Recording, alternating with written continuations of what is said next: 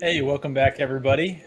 We got a pretty good panel today, including one prophet of the of the dragon's chair / bedroom. I think he ducked out, thinking that our intro might be a little longer than it is, but we're gonna have a good stream anyway. He'll be right back. So we got some stuff to talk about today. It's gonna be. Man, I hesitate to say a good stream because honestly, it's gonna be shit, pretty man. awful. It's gonna be. He's fucking So- gonna I suck. tried to Everyone run knows it. away, but I decided to come back. That's why my chair was here. I was like, I'm running away, but no, I came back. Run So- away, Exactly. run away. We weren't sure why you decided to pull a Hassan. I was- That's my deal now. Half my streams are just the chair, right? That So- is true. The last time I joined your stream, you were playing Zelda, and it was the game was like paused, and you were just gone. And I'm like, there's just 4 people watching an empty stream. Like, what's happening? Oh yeah, it's more entertaining than watching me. But what can you say? So, Well, it's not as entertaining as watching Dane go and play with his dog over there. So let's go to Dane. Just trying to next. get him in frame. That's true. He was well framed, but he's not a fan of the sort of rule of thirds, from what I can observe of him. He's trying to move around. Fitzy hates Wheel of Prime more than anything else on this planet. Well, yeah, every episode you ended up getting kicked across the living room. Like, No, he didn't. No, he didn't, Alex. Man, that's good. That's good. So how are you tonight, Dane? I'm doing well. Oh crap! Are you It's a slip. prepared emotionally for what I have in store for you? I have. I'm at about here, so I don't know if that answers the question. I don't think you have enough, actually. I think you might need a second bottle. But Give me a second. Go to Alex. Alex, how are you, sir? I'm doing well. A weight has been lifted off of my shoulders. The Perrin video is in for supervised audio editing. That's good because I was having a conversation with somebody else, and I was saying that I might have to change your name to like Alex Rothfuss or George R.R. Green or Our Lady of something, Perpetual something like that. Deadline missing. So I'm glad to hear that it's coming out. I saw the early drafts. I thought they were great. Apparently, I have low standards, as Dane can tell you based on my D&D movie review. Yes. So, Normal Yeah, people, exactly. yeah. yeah. Pips, yeah. And I don't- somehow Wheel of That's true. Prime is still, yeah. Yep. I don't want to get off track, but I watched D&D and it's actually pretty enjoyable. So, It's not. but I We're enjoyed about to it. have a so- fight in the stream. I Yeah. understand why you enjoyed it, but like, I enjoyed it. I maintain. I said this on. yeah, I you're guess not going the to conversation with. you're not going to entertain my criticisms until I convert it into monetizable content for you. Yes, What you that is don't true. realize is Although if I I, would, actually go off on D&D, it being a popular movie among nerds, I'm actually going to lose a subscriber. So although I would like to say that it's not about monetizable content because we are not monetized and never will be. So it's actually okay. is. I'm impervious to your accusations, sir. Well played. Alex, are you drinking anything in preparation for this? Are you protecting the brain by sacrificing the liver? No, I'm actually on water right now, but there are a couple beers in the fridge that are on Oh ice. that I God, will be water! going Why to would you get. do that? Because I was working, and then I was working on your video, so I've been nose to the grindstone. Since That's true. I am a taskmaster. That's fair. Let's go. We'll just continue the flow here. Steve, sir, thank you for coming on. Always a pleasure to have you on the channel. How are you? I'm all right. Lack of sleep and flat tires this morning, but working overnights. But why not add to the torture with some Wheel of Prime? Season 3, proof that season 2 is a mystery, and season 3 will be out before season 2. My theory I have a holds. theory. Is the I have a mystery theory box. about this, and that I want you to weigh in on, because I think that you are the guy repping hardest for season 3 being released before season 2. I think season 2 was actually already released on a like on like a private URL. Like they never actually shared or publicized it. It was so just- bad that they just like dumped it onto the dark web. It's like an internal alpha at Amazon. Just like, here's a training It's- movie of what not to do. It's not on the It's dark like when web, Disney man. That's took where I hang Willow out. off It's not of there. Disney Plus. They put it out and then preemptively removed it, just like Yeah, Disney yeah, Plus. Yeah, It's I'm pretty sure I saw it on Amazon for like 5 seconds, and then like Yep. it got like 80 million down Yep. dutes, and Yep. then they removed it, and they're like, whoa. But yeah, I like the theory that season 3 is going to come out before season 2, and that they're actually refilming parts of season 2 as season 3 right now. I like those theories. I do like the conspiracy idea behind the fact that there actually is no season 3. They're just reshooting, maybe even Yeah. season 1. Yeah, season 3 is season 3 That's is the just reason they season 2. rebuilt Emmons Field. As they're like, just scrap the whole thing, retcon everything, everything. Yeah, it's a flashback. It was all fever dream that Rand had. He just wakes up in the barn. He's like, "Oh my god!" Flicker. Yeah, exactly. Yeah, we went to the flicker scene way too early. It's like, oh man. Yes, So, yes. oh boy. Oh, good. It sounds like you are appropriately angry to be on this stream with us. So we're happy to have you, and I am happy to be the source of your punishment for tonight. Oh, Gadfly Fiction. We've had you on for the Lord of the Rings streams a couple times. Thanks for coming back on. How are you? I'm doing all right. I think I'm just about to get my just desserts, being punished with this Wheel of Prime stuff because I just inflicted some of the conference material on other people. So swings and roundabouts. I cause pain, and I am caused pain. I'm looking forward to catching up on that stream that you had on the questioners channel, right? There will probably be follow-ups to it. Nice. The dialogue in the Discord was painful. That entire thing sounds like a running dentist appointment, complete with the need for follow-up. Wait, no, I missed it's something. a running dentist appointment, but every third chair, there's a really attractive lady there who's super happy to see you. So I thought you were going to go a different way based on what dialogue. dentist is this? I was going to say the dialogue that you post on the Discord made it sound like it's a running dentist appointment with an intermittent proctologist. Oh well, never mind then. Yeah. So I think for those who are lost, Gadfly attended the Gadfly. What did you attend? Why don't you tell us? The International Congress of Medieval Studies. So it's like the biggest medieval studies conference in the world, or at least it was. It's kind of been dead since COVID, but what hasn't been? Well, that doesn't sound too bad. Were they wearing masks still or something? There were a lot still wearing masks. But you are in Canada, so yeah. No, this was in Kalamazoo. If it's in Kalamazoo, it's not in fucking Canada. It's medieval studies, so basically everyone's a germaphobe because they studied the Black Death. That's what it is. It's like there's two groups of people in that discipline. It seems like there's the absolute lunatic ideologues, and then there's sensible people. and it just I'll just show you the book. That's the event guide. Oh wow. Yeah. So all right. Well, there's about 6 events on each page. Good use of paper. I like it. About 2 events on there that don't have any trash in them. So yeah, some of the stuff fantastic, but most of it is just garbage. Gadfly, it sounds like you did a conversation about it on questioners. Maybe you'll do another one, and then you have a thread open on the Discord for anyone who wants to join and find out what a bunch of academics were talking about medieval studies and apparently gender theory or something like that. I don't know. So there's stuff mixed in.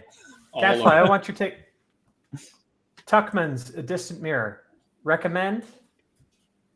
Isn't Tuckman's an anti-constipation medicine? Or I hope not. I hope Gadfly's That's why actually Dane read keeps Barbara sitting next to the Tuchman. can.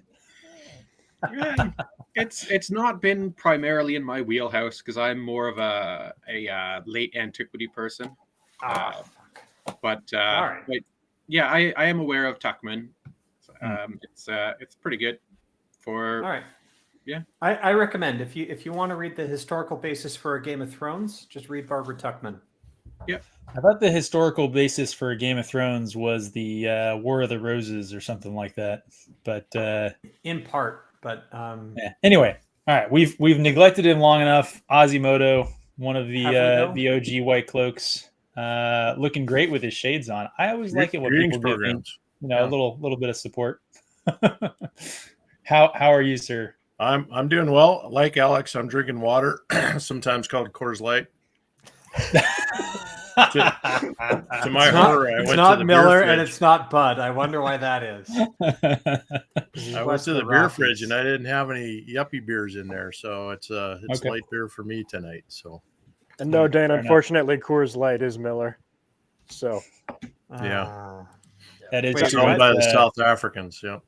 I thought Coors is owned by Molson. I thought it was Canadian owned. No, never mind. Miller Coors is the name of the company. Yep. I got rid of Molson. Safe beer. Everything's woke. That's like the new thing. Everything's woke. When everything's woke, nothing is woke, right? So that's what the you strategy. True enough. Get in your Ford F-150 and run. I'm a Chevy guy. I think we've been gabbing long enough here. Let's. I would say to add to Steve's thing that season 2 is not on the dark web because the dark web usually contains things that have intrinsic value that other people want to buy. True. So dark web's not gonna waste bandwidth on that. So nobody's gonna go there for that, right? Nobody's gonna pay you for that, right? I mean, come on. Now, if anything, this is like Willow on Disney Plus, where they couldn't even fucking justify the hosting on the servers. It's so bad they don't want to waste space or streaming. No one's watching this. We should save ourselves 30 fucking cents a month. All right, let's take it down. Which is hilarious because make sure the CDNs they're just paying Amazon Cloud Services at this point, right? So they're like, we can't even pay ourselves for this. The exchange rate is going to kill us. All right, let's see. We got a bunch of people in the chat. We got the questioners. We got, let's see, some of the panel is here. Thanks for giving us the extra view and hanging out. We got Jacob Ironsides. We got Lady Balefire. We got Nix. We got Kevin Adams. We got, let's see, Luz Perrin Kinslayer. LPK showed up. LPK. Yep. Best fucking memes on the Reddit. We got, I guess, Niende Shadar. I'm probably mispronouncing Trip. That, but Trip. That's Trip. I had to look this up. There was someone who was like above me on the frickin' starboard, and it was Niende Shadar, or it's the fucking translation. She's just trolling you by changing her name, probably for exactly that reason. Lost Shadow, Dane. Lost Shadow. Yeah. All right, we got Miss Martin. Peter Pan. We got let's see, Tank Beard from the Discord. Thanks for being here as well. Lee Erickson, and let's see, Picasso. Thank you, Lee. Go. I need the translation. He also didn't like the D&D movie. Although that is the appropriate response. Anytime you agree with Dane, you should question your life choices. No, you shouldn't. I'm awesome. Let's see. I think there's probably some other people in here. Shadowcat, I know, is here. Ahmad showed up, and a few others. If I missed somebody, I think I saw Jonathan R. If I missed somebody, just hey, we appreciate the heck out of you guys being here. It's awesome to have people who are willing to come out and listen to us gab on about stuff. But I think it's time that we start the main event. Are you guys ready for this? All right. Give me a sec. Wait. So background is, I guess, Steve. So you and some others did some really good responses to the season 2 audition scripts that were leaked about a year ago. I mean, it's maybe even more than a year ago. Maybe 2 years ago, 3 years ago. Like season 2 has taken so long to come out. So, what were the season? Remind people. what were the season 2 script leaks? Do you remember what they were, or did you get too drunk and you've lost it? Steve doesn't. That's right. You don't even drink. It's Steel Trap. It was fucking root beer and Pepsi and shit. I'm doing too much. Yeah, sorry. I'm clicking on too many things. What there was the Gowan lines with somebody, I don't remember. And then of course there was my outrageously great take on Avienda. I mean, that's I mean, it was Oscar worthy. Before the Oscars went, Oscars so white, and back when they were good. Look, it was a race and a gender swap. It's everything Hollywood loves, right? No. So I thought I was waiting to receive a call after that. I mean, it was pretty on point. And it was a fucking travesty. You never got that I know. call. The Gowan was okay, but didn't the IRS knock on your door, Prophet? I mean, they're always knocking, aren't they? I mean, no, I flew under the radar. I was pretty disappointed. I thought that was going to be my all great performances do, but you can take solace in that even though you weren't appreciated in the year that your performance came out, it will stand the test of time. You're the Lenny Bruce of White Cloaks. Well, like we were talking about before we went live, I'm sure there will be an encore from this on my channel at some point. But because we got to keep pushing the theory that season 3 is coming out before too. Because I mean, this just lends credence to it. It would be like Amazon to try and like out Firefly like Fox Media. Like we can be more irresponsible as a production company than the best of them. So you're saying Amazon missed that part of the Holy Grail where they're talking about the holy hand grenade and they're not supposed to proceed directly to 3 without stopping at 2 first? 5 is right out. They go, it'll be canceled. They went from 1 to 3 and they skipped over 2. Gosh, yes. So the two scenes that we got about season 2, what were those ones about again? So the previous ones, there was an Avienda script, and keep in mind, like, these are audition scripts, so they might have just been like chalked up by ChatGPT without any thought behind it. It was real script. Come on, Dave. Stop being nice. You know that was a script. So I'm not being nice. I'm not being nice. ChatGPT is a better script writer than you're probably right. He's giving him more credit. There's going to be down in quality as a result. Yeah. But it was basically a Perrin and Avienda scene where they're mixing a bunch of shit together, but it sounds like Perrin rescued Avienda, and now she's like his Wookiee. Yes, she was called basically. There was the comment about Perrin having nice sword work, right? If anyone remembers you dance that. The swords well. I will not take you into my. Fuck me! The swords. I totally forgot. Like, meanwhile, Alex is sitting beside me, looking like the fucking Unabomber. So that sounds like they're setting up a love sync tangle.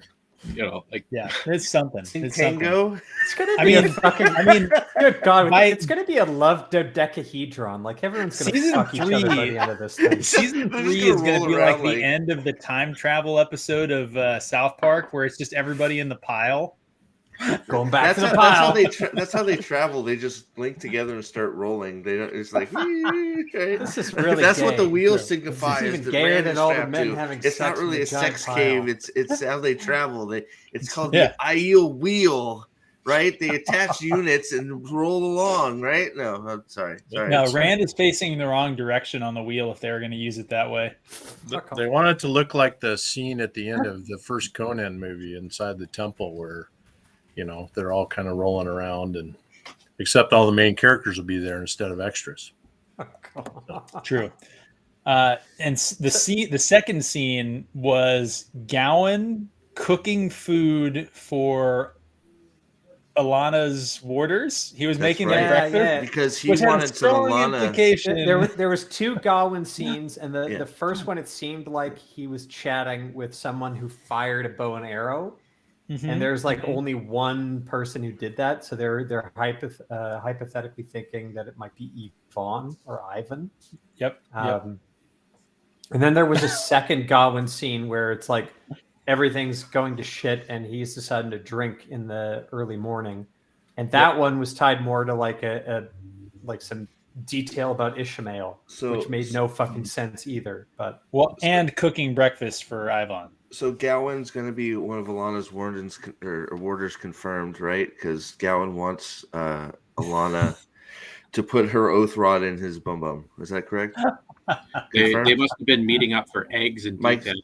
Yeah. So I'm gonna. Yeah. Nos has suggested I start just going full Mike Zero for Wheel of Time. So that might have to. I may just have to confirm fabricating. That. I'll just start fabricating. I'll be like, I have confirmed sources that aren't real that say.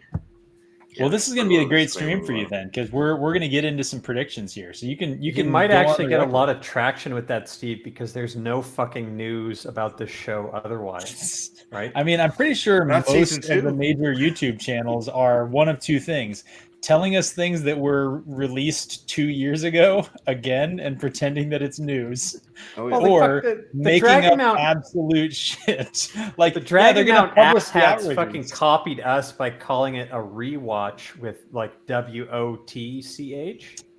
I will give them credit. We were too drunk to think of the rewatch. No. We're not. I kind of wish that we. Although we were too drunk, we were also too sophisticated to descend to those types of cheap puns. Well, all right. Yeah. Well, it's funny. Let's hold ourselves to a level of class here, Pips. Yeah. I know well, it's funny, because it's funny you're talking because like all the articles that are out, right? Because I have another one. That's on tap. I just need to get some time to do it, but they're all like just ridiculously stupid, and it's all just about nothing, or it's all about information that we've already known that they're repackaged in some ridiculous way, or it's just completely wrong. And it's like, just release it. If it's just release it, get it done. Just rip it off like a Band-Aid and move on. I guess.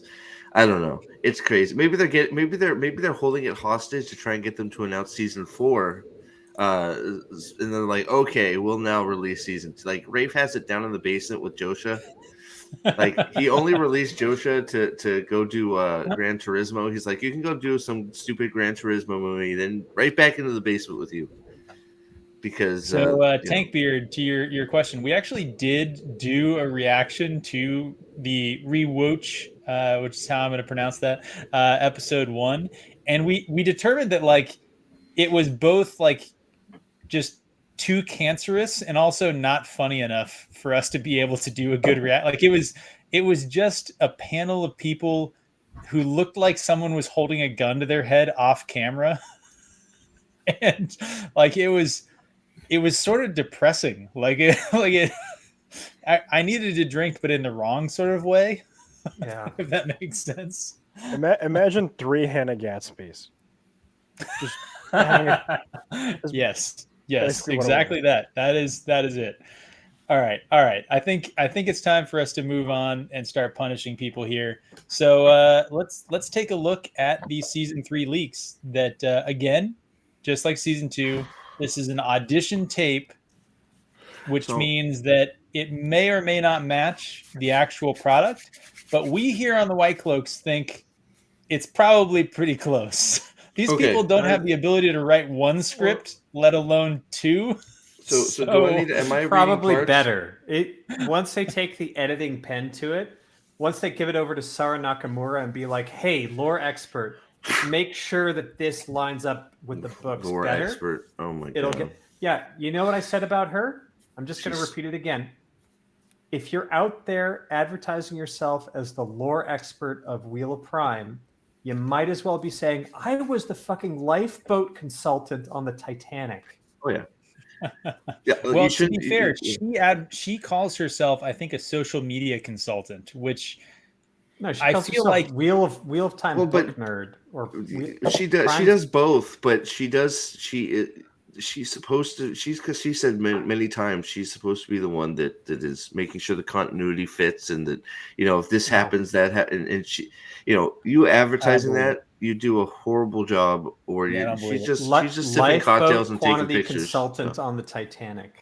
Yeah, she's just following the cast around to various locations in North Africa and Eastern Europe and getting paid vacation. Oh, yeah. Absolutely. Which is what her social media feed is. So I mean, good for her. That's good work if you can get it, right? So if you can make actual money out of knowing these books backwards, forwards, upside down, and all around, good for you. Except, what is she getting paid? In sandwiches. $35,000 a year plus sandwiches, maybe some travel. She gets to write off all those expenses, Dan. So she bargained off her soul and her integrity. She never had any. Her wig budget is obscene, Dan. Well, but see, it's funny because Gadfly's right. That's what all of the shill sites are, right? I mean, they've all it's like, ooh, Wheel of Time it's our chance. Let's just say it's good so we can get our 5 minutes. They've all sold their integrity, and they've sold this. They've sold this series that they say they love right under the freaking. I mean, they never loved it. I love what you're seeing. That's what you're seeing now, and that's why I'm going to team up with Sneed and Pixicalcus on a Eye of the World reread. They're fucking shitting on the first book as a way to basically explain the shitty first season. Who is? Let's get into the actual meat here. I do love that Jacob Ironsides, who's only on book 3 here as a first time reader, is like, yeah, these people don't know what the hell they're talking about. he's like, I've read the first couple books once, and these people haven't read the books. Fantastic. All right, here we go, guys. It's time for me to punish you. So this is from the Wheel of Time series website. A well-known terrible place for terrible people. You guys might notice that I stole part of their thumbnail, but I made some additions to it. Did you guys like the thumbnail, by the way? I loved it. It was art. It was art itself. I do have to say, even though it's terrible, they actually have great terrible coverage. It's a great place to get your terrible coverage of this terrible series. That is true. So for bad Wheel of Time's takes. Oh yeah, it's top notch for that. What's interesting about this, and I clicked through a lot of their articles before, as prep work, because I'm not just a hot drunk. They did review every single episode, and oddly enough, episode 8 and episode 1 they rated the worst out of all of them. Interesting, but it was a 3.5. Everything else is like a 4.5 or a 5. But can I just draw attention to the first one on popular there? The Wheel of Time Season 2 update, Clone Maryland. They only have 5 articles, so that's always different. I frequent this site. It's always 4 of them that just go. They all. Well, note the date there. That's why Pearl Harbor Day. You could click on an article 7 times, and it could probably jump. To exactly. Dan's exactly right. I tried it once, and I just find it hilarious. I think we should highlight. There's a full article. We should highlight the comment there about Pearl Harbor Day. I think that one was good. That's a good call out there. That's a subliminal message there. Their most popular article came out on Pearl Harbor Day. So. A date which shall live in infamy. Yeah. So it's a full article about a character who was a vital character of the story in the books, who became a write-off, incidental. He was there for one episode? Who? 1.5? Two, if you want to count the half of each episode that he was in. And I imagine this article is just he's not going to be in season 2, but written in about 500 words. Oh, I covered it. Yeah, it's just him saying, "Yeah, I'm not in it. I'd love to be in season 3 though." That's basically the article. So he's dead. He's dead. Was Tom in every book? So no, because there's no character that is in every book because of New Spring, right? Well, I don't think he's in Crossroads either. No, we don't count that. No, he's in Crossroads. Yeah, a little bit. Crossroads. Even not counting that. He's in the Great Hunt. He's in the Dragon. He's in every book. He's not. Except is he not in Path of Daggers? Because Matt isn't in Path of Daggers.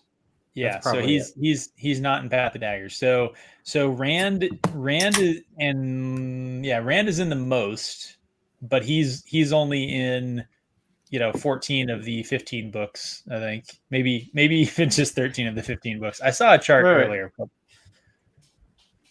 Okay, if 14 of the if New Spring doesn't count. Come on. And he technically is if you take Guitar's fucking foretelling into account. He's not physically present. People talking about a character doesn't count as them being in it. Well, now we're just quibbling. Anyways, all right, we're moving on. We're moving on.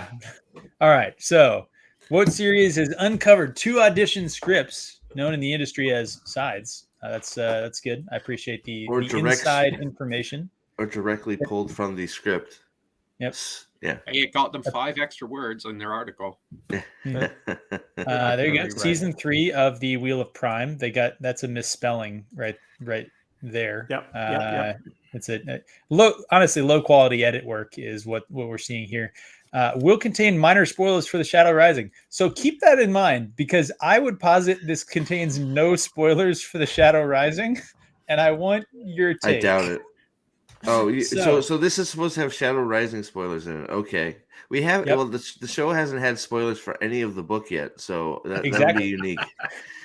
That would be a change of pace. That would be unique that they had some spoilers in there. So okay. All right, we gonna get ready to act here, Steve. Should I have the page? I guess I'll just read over your shared screen here. So, is it good enough quality you can read off the shared screen? Or I can read it. I think we're good. So, Steve, what I'm going to say is, I think you need to play the Aiel. Okay.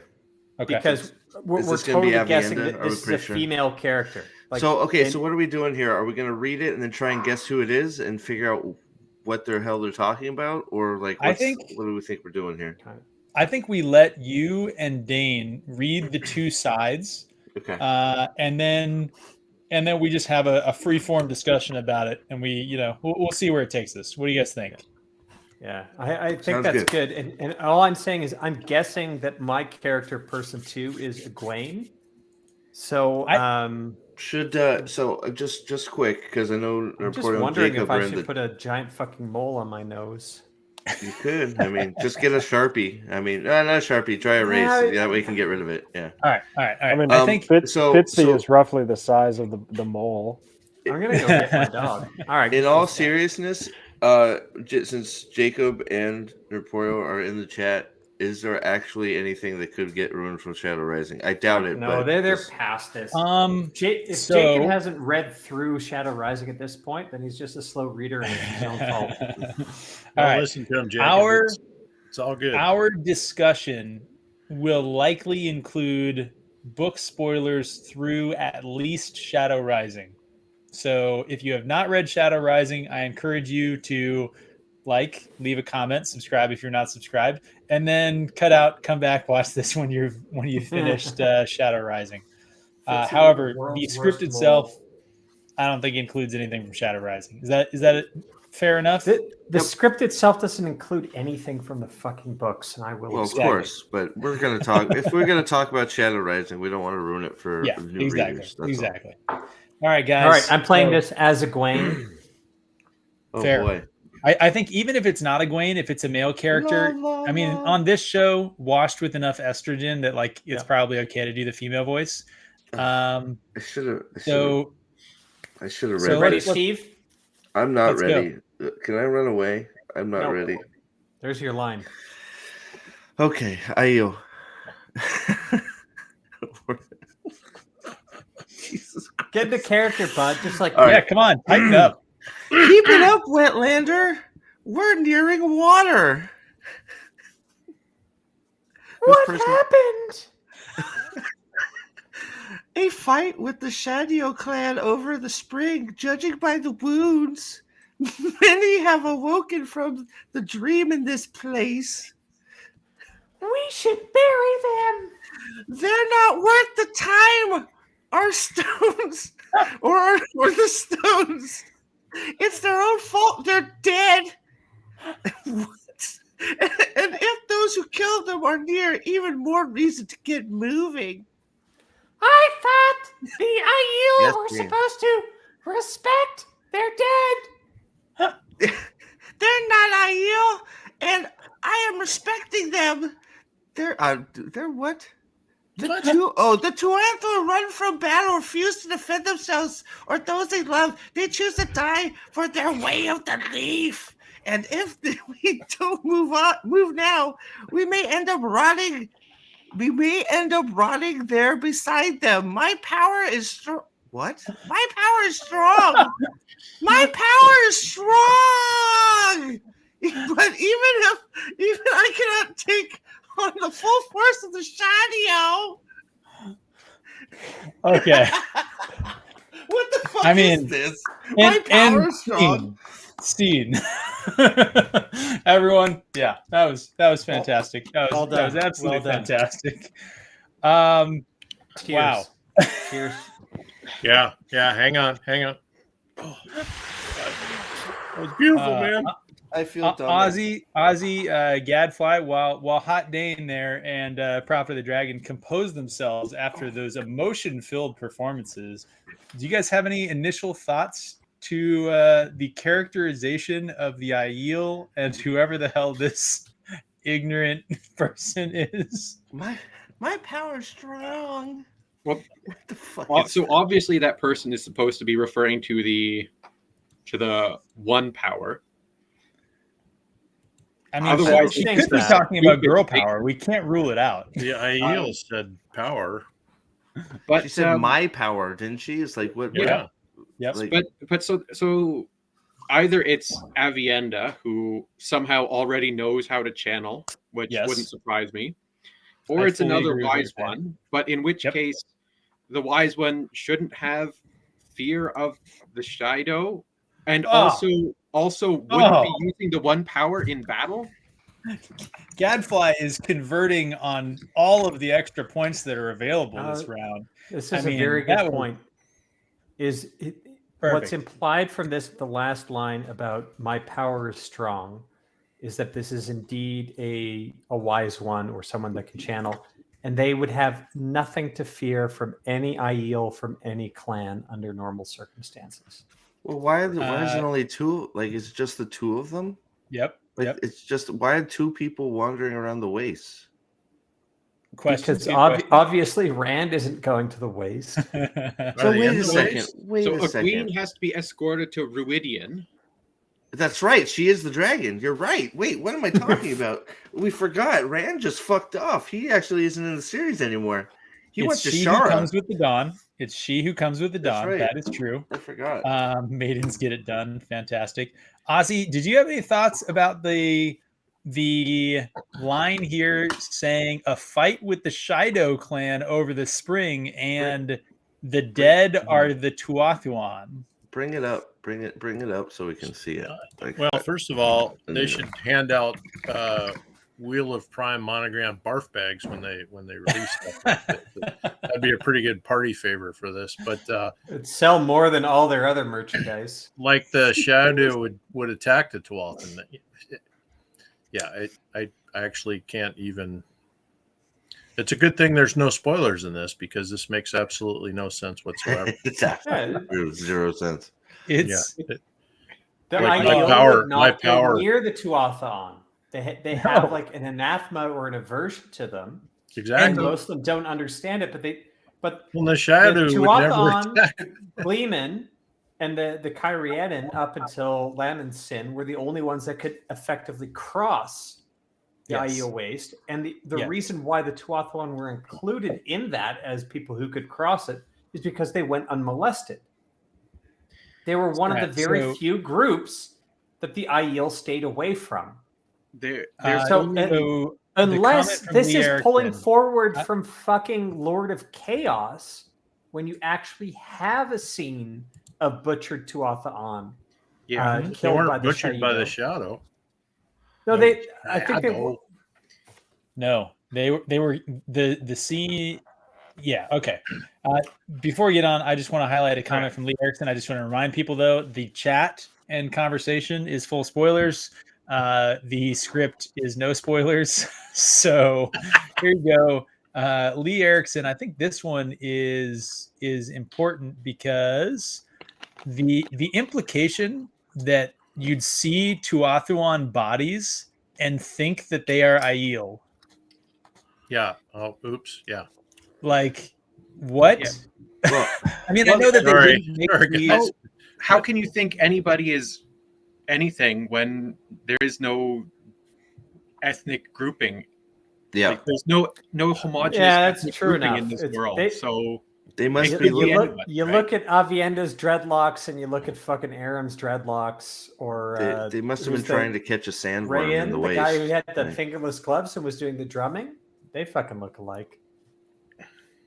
no, Gadfly is right though. How can you tell this a race when every race is mixed and you have no idea Red hair. what they look like, right? It's just look. This whole thing is just terrible. It's just like, and then it just why are Aiel slaughtering tinkerers? yeah, so I could Yeah. see an argument for having the Shido kill Tinkers after Rand reveals the secret of the Aiel history. I can see an They're argument. not But being they just season avoid three. them. They don't want anything to do with them at that I know, point. It but makes like, more sense. I'm just saying slaughtering them.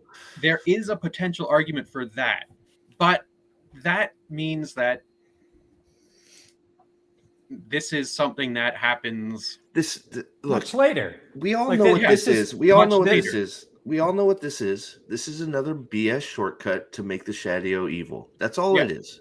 That's all. Shadio evil. Let's have them slaughter a bunch of peace-loving people, like we did in season 1 with the White Cloaks, where we banded arms together and said, "You're not gonna get them," and then the White Cloaks just rode them over, which was the best part of that whole series. When the White Cloaks are like, "Yeah, you can hold hands. We got horses," and they just went pow and ran over them. That was the Lee best part Erickson of the is show. my new best friend.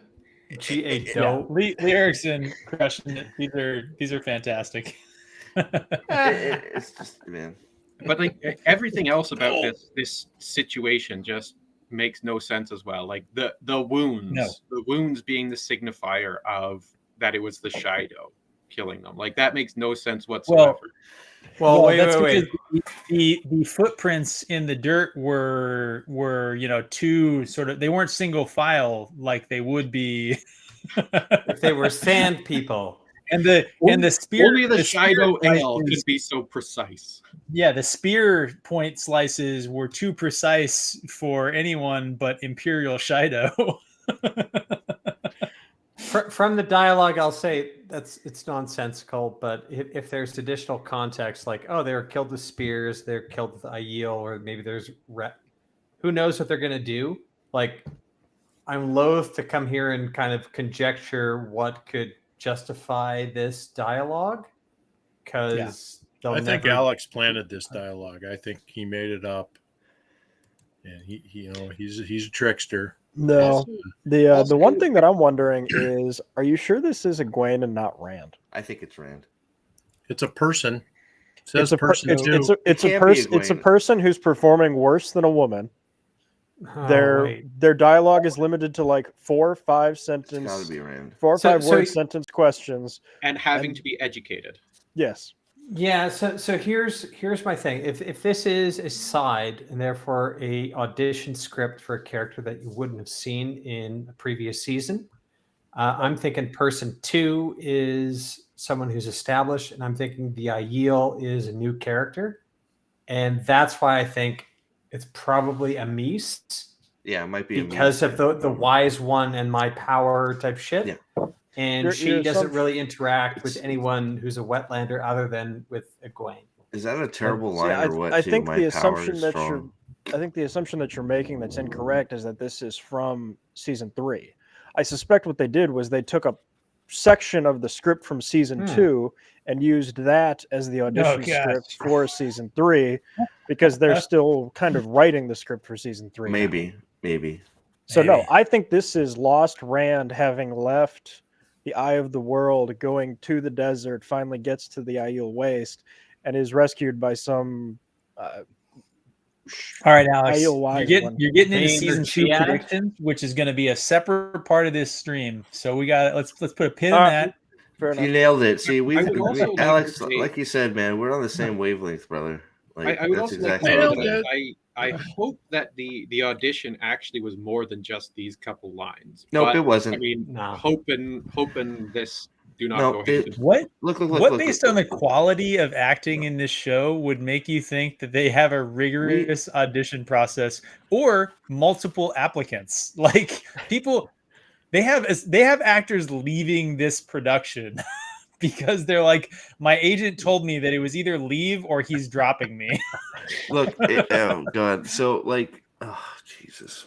Fuck. So You know, to be also like Alex, I know it was great that you went to like Jordan Con and whatnot, but holy fucking shit, how awesome would it be if like one of us auditioned and succeeded in getting a role in this show? look, we all know it didn't matter what they read. Whoever walked in the room and had the right look, they said you're hired. I mean, let's be. I mean, I saw Evian as actor in Cocaine Bear. That if you've seen Cocaine Bear, that's her. Like, holy, that's Avienda. It's like I had a little bit of a partial meltdown when I saw that. It's like, wow, yes. I can't believe that's Avienda. And she's in Cocaine Bear. Yeah, yes, she's the cop in she's one of the cops in Cocaine Bear. Yeah, just an absolute blank, worthless personality in that show. Like when she's on scene, it's like they turned the camera off. Like it's just bad. Isn't Cocaine Bear at least the actual original story set in Russia? Are you telling me they have a black woman cop in Russia?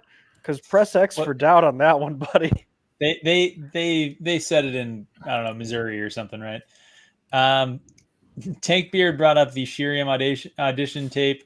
I don't think that was an audition. I feel like I think we've been on record saying that. Yeah, it was a fucking like opioid advertisement. Yeah. They asked the actors to submit like a stinger, you know, and she couldn't even be bothered, so she just like cut off the side effects may include and just sent her last thing for Prozac. Tank Beard. We all saw Shiriam hugging a tree. Yes, just wanted. I shared an image from Cocaine Bear for Dane. Just if you see it there. All right, guys, are we ready to go on to the next scene here? Didn't I share it? Please do. Okay. So the next scene, do we have volunteers who want to do this one? It's a Perrin, and here let me hide it for a second. It's not transcribed. I don't think we can act this one out.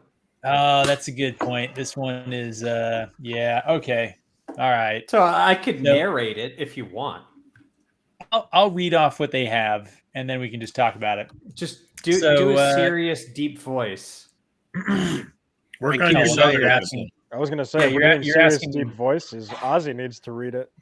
Yeah, exactly. You're asking for something I can't provide there. Can we get Ozzy to read it instead? Put it on there. I can give it a whirl. The highlighted part. How are you not? Oh, this is season 3. I keep forgetting. Yeah. The highlighted part, Pips? Yeah. Yes. Yeah, the highlighted part. The scene takes place between the Two Rivers farmer and Perrin, who are talking late at night. The farmer says he needs to return to his farm because Lord Luke has instructed them to do so. They have an argument over whether this is reasonable, as Perrin believes Lord Luke isn't to be trusted since he's an outsider and could just abandon them at any time. The farmer retorts that while things are different now, at least they have protection in the form of a thing from the pharmacy. He's frustrated at being ordered around by Perrin, who he's known since birth. He reminds Perrin that they're farmers, not fighters, which he'd remember if he hadn't been gone for so long. Fuck you. What? So we literally just took everything that Perrin did in the Shadow Rising and flipped it just 180 degrees. So we have to have build-up conflict between the Two Rivers and Perrin instead of just actually having it be the way it's supposed to be? Yeah. Who are you trying to tell me what to do, you son of a bitch? You killed the story of Perrin is one where he's constantly questioning whether he has or should have the authority that he has, that people place the in reluctant him, right? hero. The reluctant hero. Look, Exactly. the show also He questions his legitimacy and all that sort of stuff constantly. This also proves that the show just uses the word Taviran to say this is an important person, because part of the reason things go down around Perrin, Matt, and Rand the way they do is because, well, the pattern needs them to. So it's giving everybody a gentle push to do what they need. So plus, built up trust, all that stuff from Two Rivers folk. They'd never do that. They'd never treat Perrin like that. But we are right, Gav. He is a wife killer, like Dane said. So maybe in the show, I understand why, because he murders women and children. Oh well, I don't know about children. Maybe there's time yet. There's time. Maybe there's a child death in season 2. Yeah, there was women and unborn children. Oh yeah, unborn child. Yeah, it was highly suspected that she was pregnant. There you go. Yeah. So yeah, but they don't know what they actually really don't have any idea what the word Taviran means. They just use it to be like important person Taviran. So it's like, okay, well, you have no idea what that means. Tank Beard, I can't let that stand. Bourbon is whiskey. Come on. Tank, I'm sorry. Bourbon is whiskey. It's a type of whiskey. Tank Beard, you're spat on the money. Bourbon is not whiskey. It's it's not whiskey. It's not whiskey as in, WHISKY. Same thing about Scotch. Scotch is whiskey. They're all whiskeys. Yeah. Even the stuff Ireland makes is technically whiskey, but I mean, exactly. Jameson is whiskey. Yep. Jameson is not whiskey. Jameson is rubbing alcohol. That's what that is. Okay. Wow. LPK is correct. Brandy is not whiskey. Brandy's not because it's made from something different. That is true. Brandy is not whiskey. How did we get derailed here? Lord Luke being in the Shadow Rising. Like, isn't this one of the plot lines the fans have long speculated would be cut in an adaptation? Yeah, Lord Luke's jumping way ahead. I mean, holy cow. Well, this is the Shadow Rising plot in season 3 of the allegation. I'm getting the feeling that season 3 is going to be books 4 and 5. Yeah, I think there's a good chance so Rafe has said that season 3 is going to basically be book 4, which is such a strange thing to make book 4 an entire season. Of all of the books, I mean, it's a great book. I love The Shadow Rising. It's one of the longest. But I feel like it has some plot lines like the Lord Luke stuff that you could cut and condense if you were trying to make edits to the series. I don't know. I think the fans have been talking about Lord Luke being on the chopping block since it was announced that they were making this TV show. It is interesting to see the online conversation now, cheering and saying how much they loved Lord Luke and are so excited to see him in season 3 after. It makes sense because the audience that they seem to really want out of people who have read the books are people who like the Brandon Sanderson books the most. And I agree. And Luke and Perrin have a big conflict there. And so if they're making the series for those people who like the Sanderson books the best, they're going to keep as much as they can of those books in place. Yeah. Good point. So here's a question: If Luke is going to stay, and and at least in the plan, because they don't admit they're getting canceled before any of this happens, if the Luke Isam plot is going to happen, is the two-spirited Lord Luke Isam going to be a part of the story? I think 100% Luke is going to be two-spirited, and Isam's going to be a chick. Yes, but here's the thing: lore question for you guys is when does Lord Luke get introduced? When is he first mentioned in the whole story? I mean, he's at least mentioned in Blood Calls Blood. Oh yeah. but I would say I think he's potentially mentioned in the Eye of the World. He is. Well, it's the prophecy, right? Nope, it's before that, Gadfly. It's when Alban Bunt is taking Matt and Rand into Camelin, and he's giving them the whole history of who is who in Camelin. Yeah. Queen Morghese and the kids, and obviously there's Tigraine and there was Luke. That's when you get Luke, and then Isom is also mentioned in the Eye of the World because he Isom definitely is, yeah. When Agomar is giving all of Land's background, right? Yep. Those were kind of cut away. Now, are we going to get Blood Calls Blood in the Great Hunt? Obviously not, because fucking Rand decided to fuck off to somewhere else, and who knows where everyone is. Fane never took the dagger. Pan Fane was never in jail. How are we going to get Blood? Exactly. He left already. Like, you're not going to get like Trollocs breaking him out and then like scrawling some dark prophecy on the walls. So I don't know. You're forgetting in the trailer where Lanfear's body is covered in blood. That's going to be the adaptation of Blood Calls Blood. Fuck you, Pips.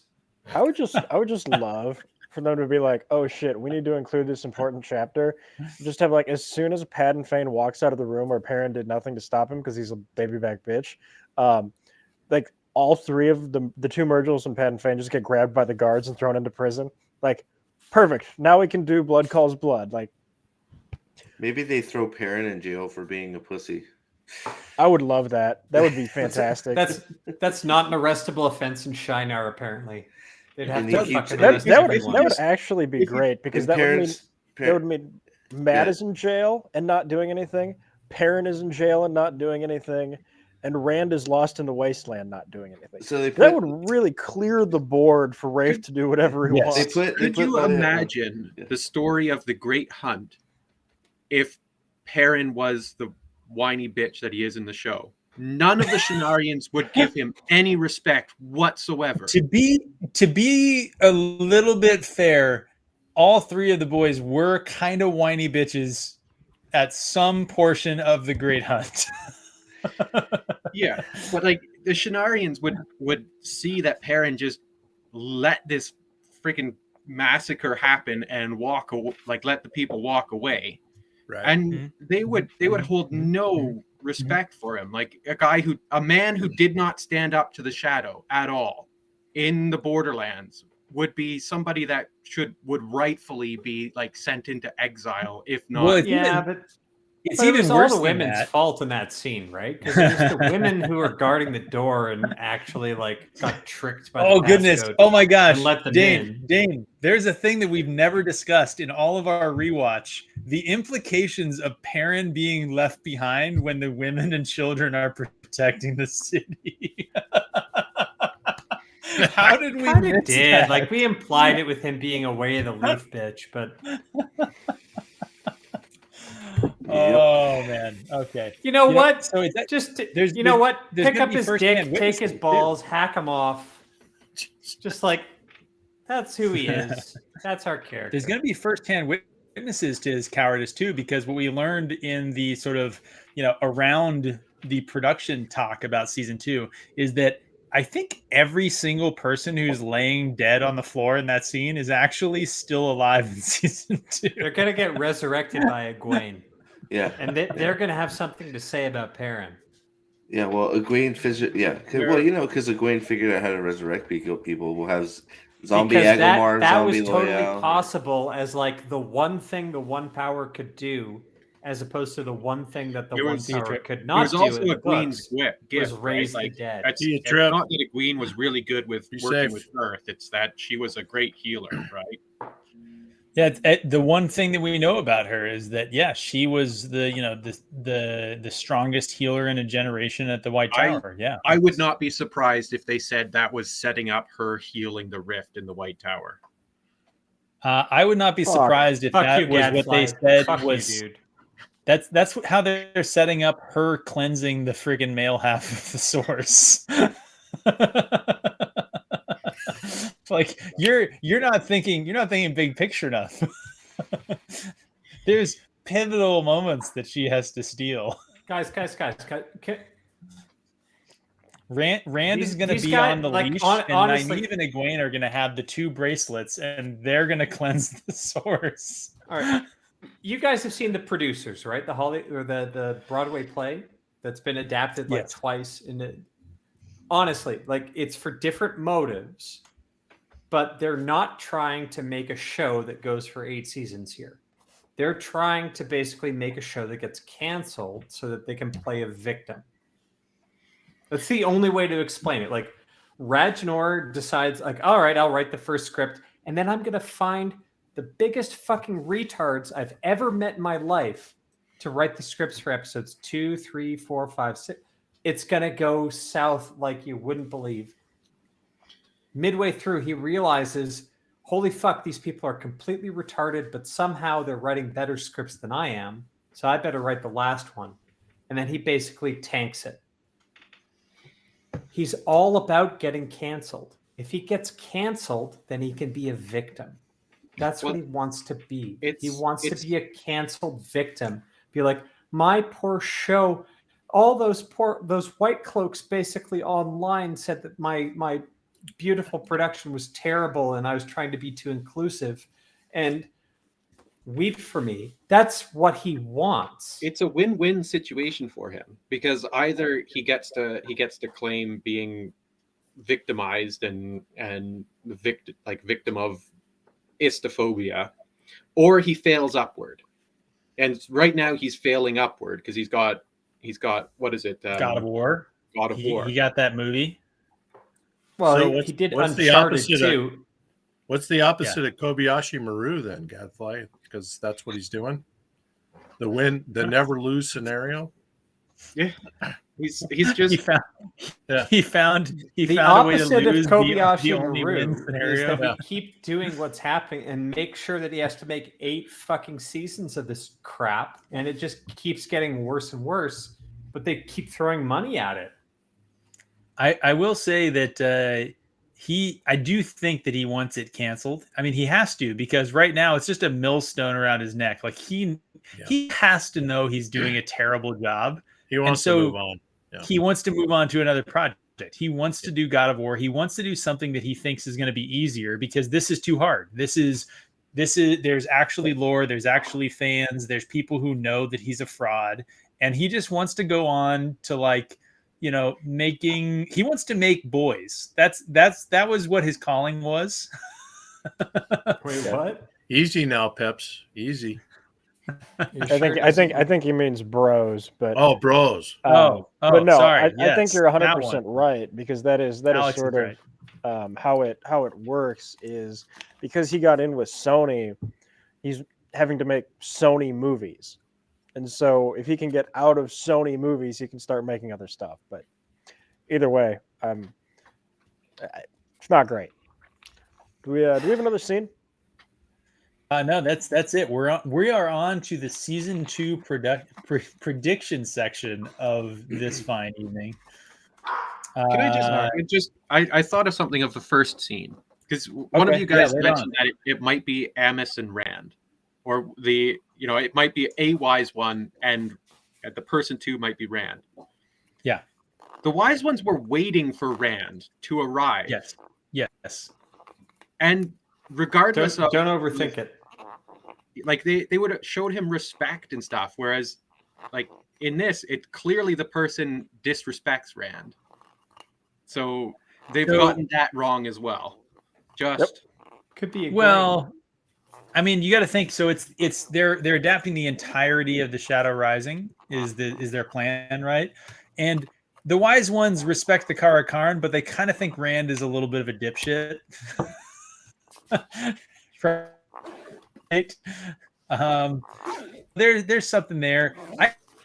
I think, in my mind, to be completely honest, I think that this is potentially Egwene, or not Egwene, Avienda. I actually like the interpretation that this is Avienda. That Avienda is going to be a Maiden of the Spear and a wise one simultaneously. Yeah.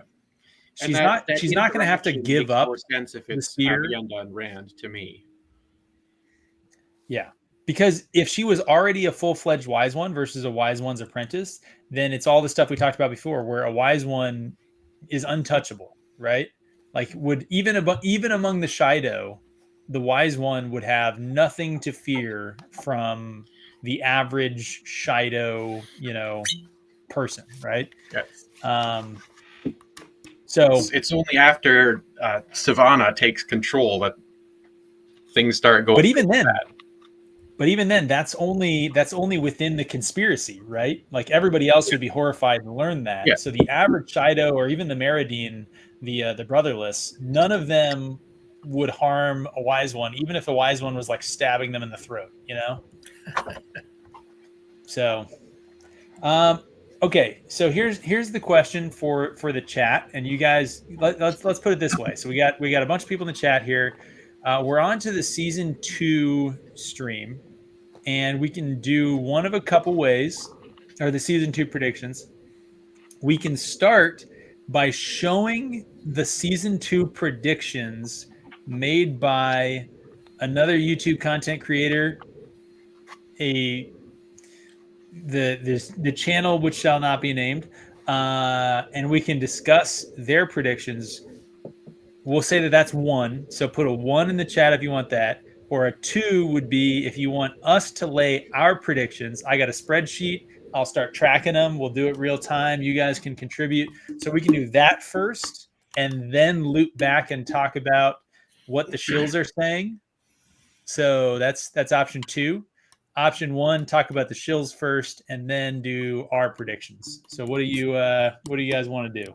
Well, fair warning. I got Thumb Maryland, White Cloak Thumb Maryland, not the guy that you showed earlier. he had that thread on our Discord, and I got all the answers up here in front of me, including yours, Peps. You got quite a list here, so I got cheat sheets, baby. Those might have been under more alcohol than I am currently under. We'll see. We'll see how my predictions hold up. They were in the morning of January 14th. You don't remember that? I don't remember the morning of April, or I guess, shoot, I was going to make a joke about it being yesterday, and I said April. That's how bad. There's some dandies in there, though. It was a pretty damn good thread. So we got one person saying bury the shills. We got a bunch of people who are going AFK from our panel. Well, a lot of them are making beer runs, clearly. I'll be right back. Don't worry. He's got to go smash the keyboard. Let me check the private chat here. Dane is taking Fitzy out, and there we go. All right, so we got 2 1s and 1 2. Vic Rattlehead voting the 2. Let's see. We'll give him a second here. Yes. Well, I mean, this is standard. This is implied. Yeah. I appreciate that Ozzy at least stayed with me instead of just leaving me to be, just where am I going to go? The only person here. Well, you started talking about us having to listen to bad Dusty wheel takes, and so everybody had to go get more booze. I told you that Alex made a beer run. Alex, you can't say he who shall not be named. Look, he's not Shy-Tan. I mean, he's like 5'4". Okay, like that's. What I miss? His name is Shite. Who's Shite? That's true. Shite? Aldan would like that one. He's shite. He's shite and. Dust. Who are we talking about? Who? All right. I don't know. I feel like I see 3 1s and 2 2s. So let's go with the shill stream first. Let the mockery begin. And let's see how it goes. All right. Here we go. This is their breakdown. Holy shit! You're gonna make me switch glasses. Wait. This is why? This has to be Dusty Wheel, right? You know I'm old, Pips. Yes. I can't. You know why this is Dusty Wheel, right? Because the first thing on the list is the Darkfriends social, because that is the most important thing to that fuck. I will also say it should be remembered that these people are 100% access media, right? Like the Dusty Wheel, those people, 100%. They get inside information about what's happening, right? Let's be honest. the only reason that the Darkfriends social, which I mean, it's a good prologue. I wouldn't even put it in probably the top third of prologues in the series. Like, it's good, but not top third good, right? If you are going to put the Darkfriends social and you skip the Eye of the World prologue, you are not a fan of this series. Period. I'm sorry. If you put one of those two prologues in your show and it is not the Eye of the World prologue, you're not a fan of the series. You should just go home. anyone gonna dispute that with me? Well, I'll tell you why they would put it in instead. It's the whole Eyes Wide Shut thing. So again, that's right up Rafenstein's alley. Oh yeah, somebody's gonna be pegging somebody in that Darkfriends social. He's doing the Eyes Wide Shut on the Darkfriends social. But and just to poll the panel here, poll the audience, I do 100% believe that the cold open of season 1 will be the Darkfriends social. 100%. I believe it. Right, like so. I mean, one, I think he's getting inside information. I do believe that based on the amount of access they have to. But look, he's now Sanderson's head of YouTube freaking content too. So like that dude is ingrained in this shit. Yeah. But on top of that, like Ozzy, I think you said that the show is being made for fans of Sanderson, right? The show is really getting made. Maybe it was Gadfly. I think that was Gadfly. Sorry. Yeah. But the show is really being made for Twitter of Time users, right? Yeah. All these Darkfriends social people, that's who the show is being made for. And they all have the little Darkfriend and the Forsaken sort of names on Twitter and, whatever, right? They love the Darkfriend social for some reason. And I think that Darkfriend social is going to be. So I will give them that and say they are 100% correct. Eyes wide but shut. It's terrible. So wait, so what was that comment about Sanderson fans? I'm a Sanderson fan. I don't want to see this shit. Oh, the people who responded to the Twitter poll saying that their favorite books in the Wheel of Time series are the Sanderson books versus I missed that part. Robert Jordan books. Yeah, that's just people kissing Sanderson's ass because. I'm a Sanderson fan too, but I mean, there's no RJ. Yeah, the last three are fine, but come on. Sanderson's more like Danielle Steele, right? He writes really good prose that you want to keep reading, but he's not as deep as RJ, not even close. So we're not going to get into a Sanderson stream because Dane has a whole tirade plan that I think he's going to do on All right, so episode 1. Keyboard, Dane. So they have episode 1, cold open, Darkfriends social, right? Then they have Rand chasing and killing some Darkfriends, being chased by killing Darkfriends. I don't believe that. Matt in the White Tower. Matt has a dream sequence and has holes in his memory. Is the next one here? That's early. Why the fuck where would you pull that from if that wasn't inside information? Like, why would you think that's a thing? From the scene where we see where he's in jail talking to Leandrin. I guess. Warder training in Tarvalon. Nynaeve's block frustration. I would just say, if you think season 2 is going to have the block, you're definitely getting fed inside information because the block does not exist in season 1. What block? Yeah.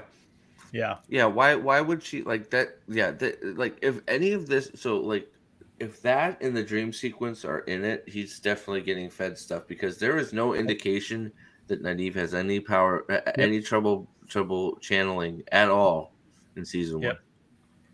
Elaine being introduced maybe as roommates practicing weaves.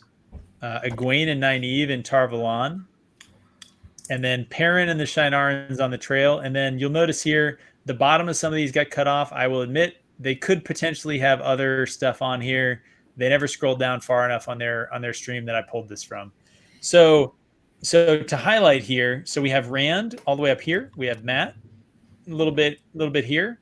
We have all of this of the girls in the White Tower, and then Perrin and the Shinarans here.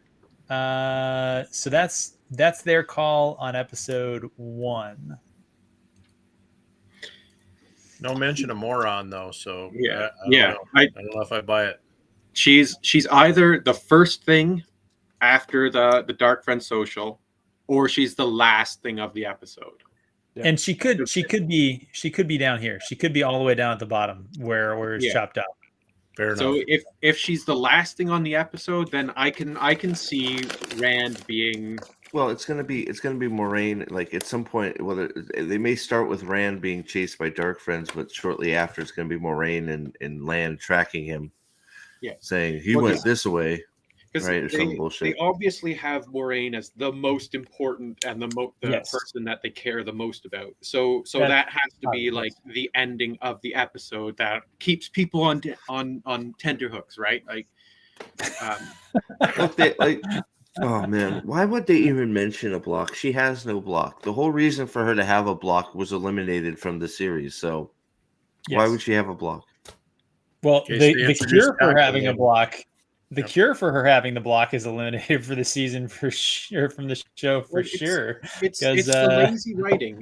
It's inserting something for drama and impact without building it up. Right? It's using stuff however you want to try and facilitate a reaction. And so the block will be useful now because they can have an emotional moment or something, but they didn't care about it previously because Land fucked the block out of her in episode 7. True. No. Wait. No. Flip that. He fucked the block into her. No, Nynaeve fucked the block out of herself because she's Nynaeve. She is the Dragon Reborn, right? That's true. That's true. Yeah. So Vlad was such an inadequate lover. She had to fucking chill the block out of herself. Yep. 10 minutes afterwards. Exactly. Now she's probably gonna have a block, and then they can argue that not everybody's a Mary Sue because she's got something wrong with her. But oh god. But they eliminated the whole reason she has the block. Like, and you're probably right, Ozzy. You're probably 100% right. It's like, see, she's not that powerful. She only healed a whole room by yelling, and then, she's not that strong. She has a block. It's like, well, why does she have a block? Well, because she does. It's like, oh, okay. Way to go. Yeah.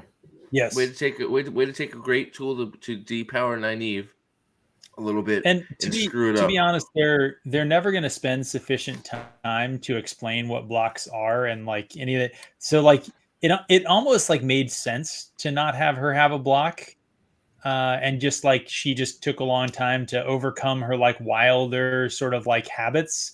They could have made it a little less hard and fast. I don't know, but they completely removed it, and to try and add it back in season 2 is nonsense. Like that's nonsense. Absolute nonsense. They had all the building blocks in season 1 just to slip. You got the guy that got injured. You have her pull out her patch of her pouch of herbs, and actually save the guy. With the herb pouch, showing that actually she does do that shit, right? I mean, you mean when she didn't heal? When she lets the guy die, yeah, she could actually you can see her like pull out her herb pouch and actually like. Sort of, you could sort of see her sort of using the one power, but not really with the herbs, right? And save the guy. Same thing with, oh god, I can't, with dead Moraine, zombie Moraine, who got the knife in her freaking heart but survived. She could be doing something like that, right? All the tool, they actually had that's the thing. They had all the tools to actually give her block. They just decided not to do it. So I see there. If I had to guess, this episode 1, we have Randa being pathetic and running away from Darkfriends, not doing anything. Good guess. Seems not killing them. Yeah. Yep. We have at least one scene of Matt in prison again. Before you go too far here, do we want to do our predictions for each episode immediately after theirs, or go through all theirs? Well, let's start here with Alex and let Alex. I think we should do theirs than ours. I kind of a like scene by scene rebuttal. I think there's like the telephone game where we'll kind of like mess oh my god, it's a spreadsheet. Oh shit. Yep. Everybody take cover. Darkfriends social. Hey, if you guys if you guys are long-standing fans of the White Cloaks, you know that we do spreadsheets. We do spreadsheets. That we do. One of these days, we'll have some more spreadsheets with Alex and Ozzy going through some ratings and reviews and stuff like that. Have a But massive right now, we're keeping it spreadsheet of simple. ratings. We're keeping it simple. So we're all agreed. Darkfriends Social episode 1. Here's the. I think this is going to be the thing that we argue about, guys. I think this is going to be the thing. The next character POV after the Darkfriends Social. Yeah, Shadowcat. Your spreadsheets make mine. They're sad and pathetic compared to yours. So I was not predicting that Rand was going to be the first POV. I do not think that's the case. Okay. I was just going by. So who's the first POV? And what is that POV doing? Moraine and Lan. I agree. They'll be eating dirt, tracking land. It's either that or, sorry, Alex, to take your thunder, but I'll leave this to you. You can decide: is it Moraine and Lan doing something, or is it Egwene healing everyone that died at Faldara? Could be that too. That's good. What do you think, Alex? Ozzy seems like he's endorsing the healing of Faldara. I'm endorsing Dane. We got to heal. We got to heal all the. We got to heal Agomar. We got to heal fucking probably Amalisa. I don't know about Agomar. Uno. We got to heal Loyal. They said it. Loyal this for has sure. to be a world without consequences. Yeah. They came right out and said Agomar survives. So I guess I'm just trying to think, I'm partially torn because I think Gadfly might be onto something that they leave Moraine till the end. But I think the group has talked me out of it. I got to go against. I think Moraine starts off. I think it's a toss up because the Egwene stuff has to happen too, right? We have to make her the Dragon Reborn, just like Nynaeve. So she's got to do something. I don't think the Dragon Reborn. She's better than him. Oh, I don't think there's any way that they pass up Egwene and Nynaeve and Varen blowing up the White Cloaks. Can I just make a quick prediction? Way later. She's gonna be on her knees inspecting something with her head down, right? And then we're gonna get the hero shot where she looks up eating dirt, and then you go in, you zoom in close on her. It's like, oh my! It's supposed to be like the hero shot. Oh my God! It's Moraine. Everybody clap, right? Oh, you know what I mean? I see what you're doing. I want to change my answer. I think Varen starts it. I think the first scene is Varen coming to Faldara. Right after the Darkfriends Social, they're really going to basically drop that hint there? I don't think they might, because they are not. One of the recent teasers, right? One of the recent teasers that everyone got so excited about was the costume reveal of Varen, and she has a black shawl over a brown sort of, jacket, dress, whatever, over a white shirt. I really hope. And you could totally tell from her fucking cuffs that she's one of the people around the round table. I really hope the show fans are saying that the costume matches the round table, and also that the symbolism. I really hope.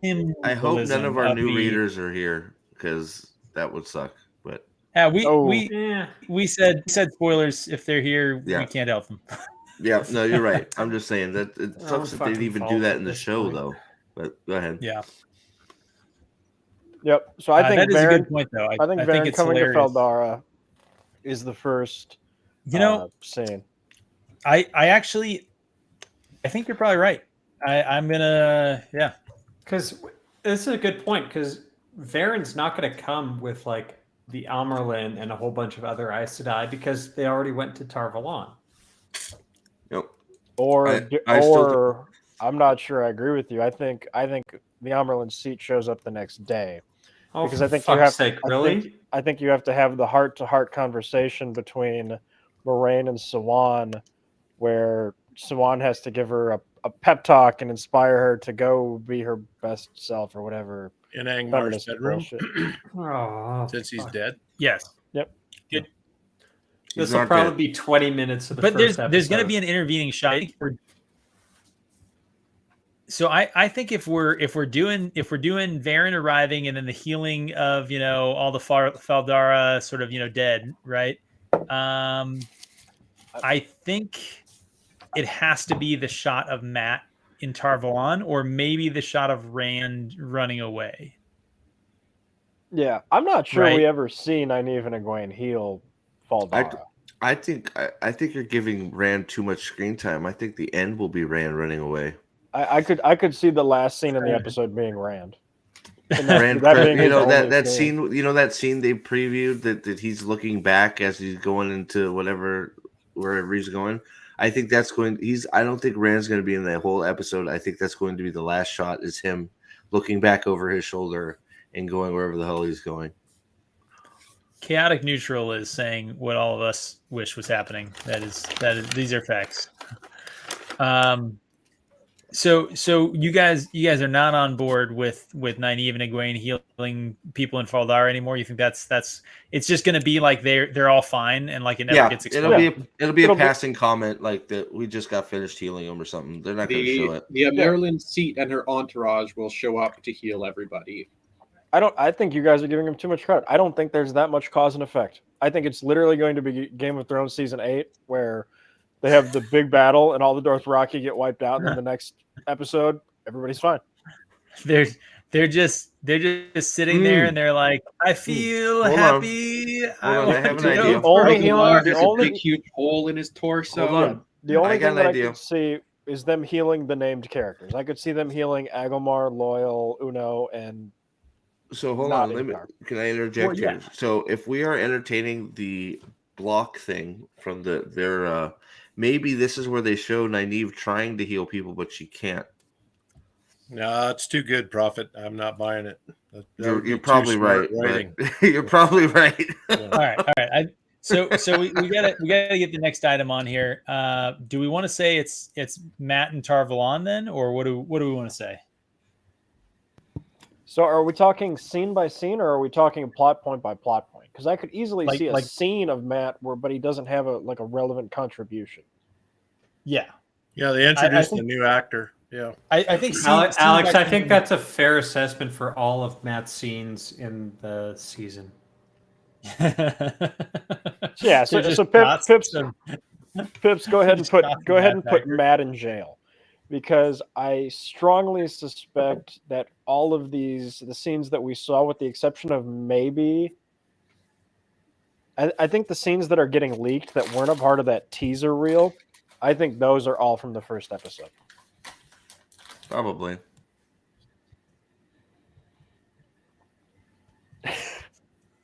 Ouch. Oh, I'm sorry. Yes. I didn't realize that we were talking. Okay, that's sorry about that. Sorry about that, heterosexual though, Pips. So this is family. This is family friendly predictions. But they obviously do have to throw out his name in there as well, just to make sure everybody knows that because this is a new actor, it's the same character. Yes. Pips, why did you just erase the most accurate thing that has ever appeared on a White Cloak stream? Somebody pegging somebody? Pegging Matt. That's exactly what'll happen.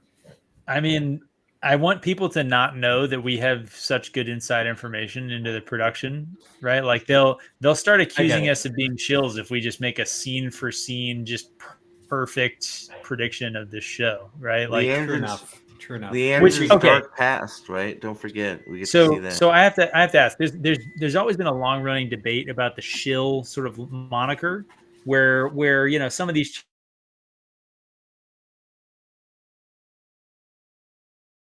access is a payment in kind. Like you then monetize that early access, so that is payment, right? Giving you trips to premieres, giving you access to cast members and producers for interviews, like giving you exclusive content, all of that is monetizable, especially on these bigger channels, which means that it is payment, right? So first of all, that defense is wrong. It's monetizable and taxable.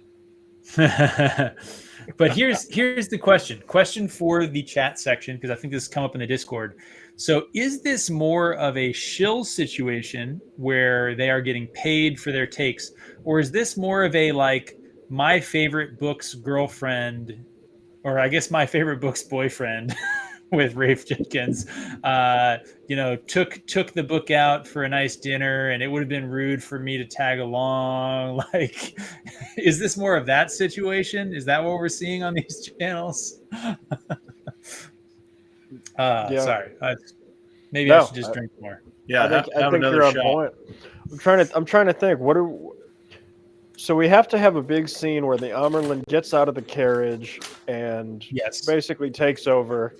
She's gonna dress down Moraine and then go, daughter, go to your room, and then she's gonna travel there because doors don't work. She also has to criticize Agelmar for his failure.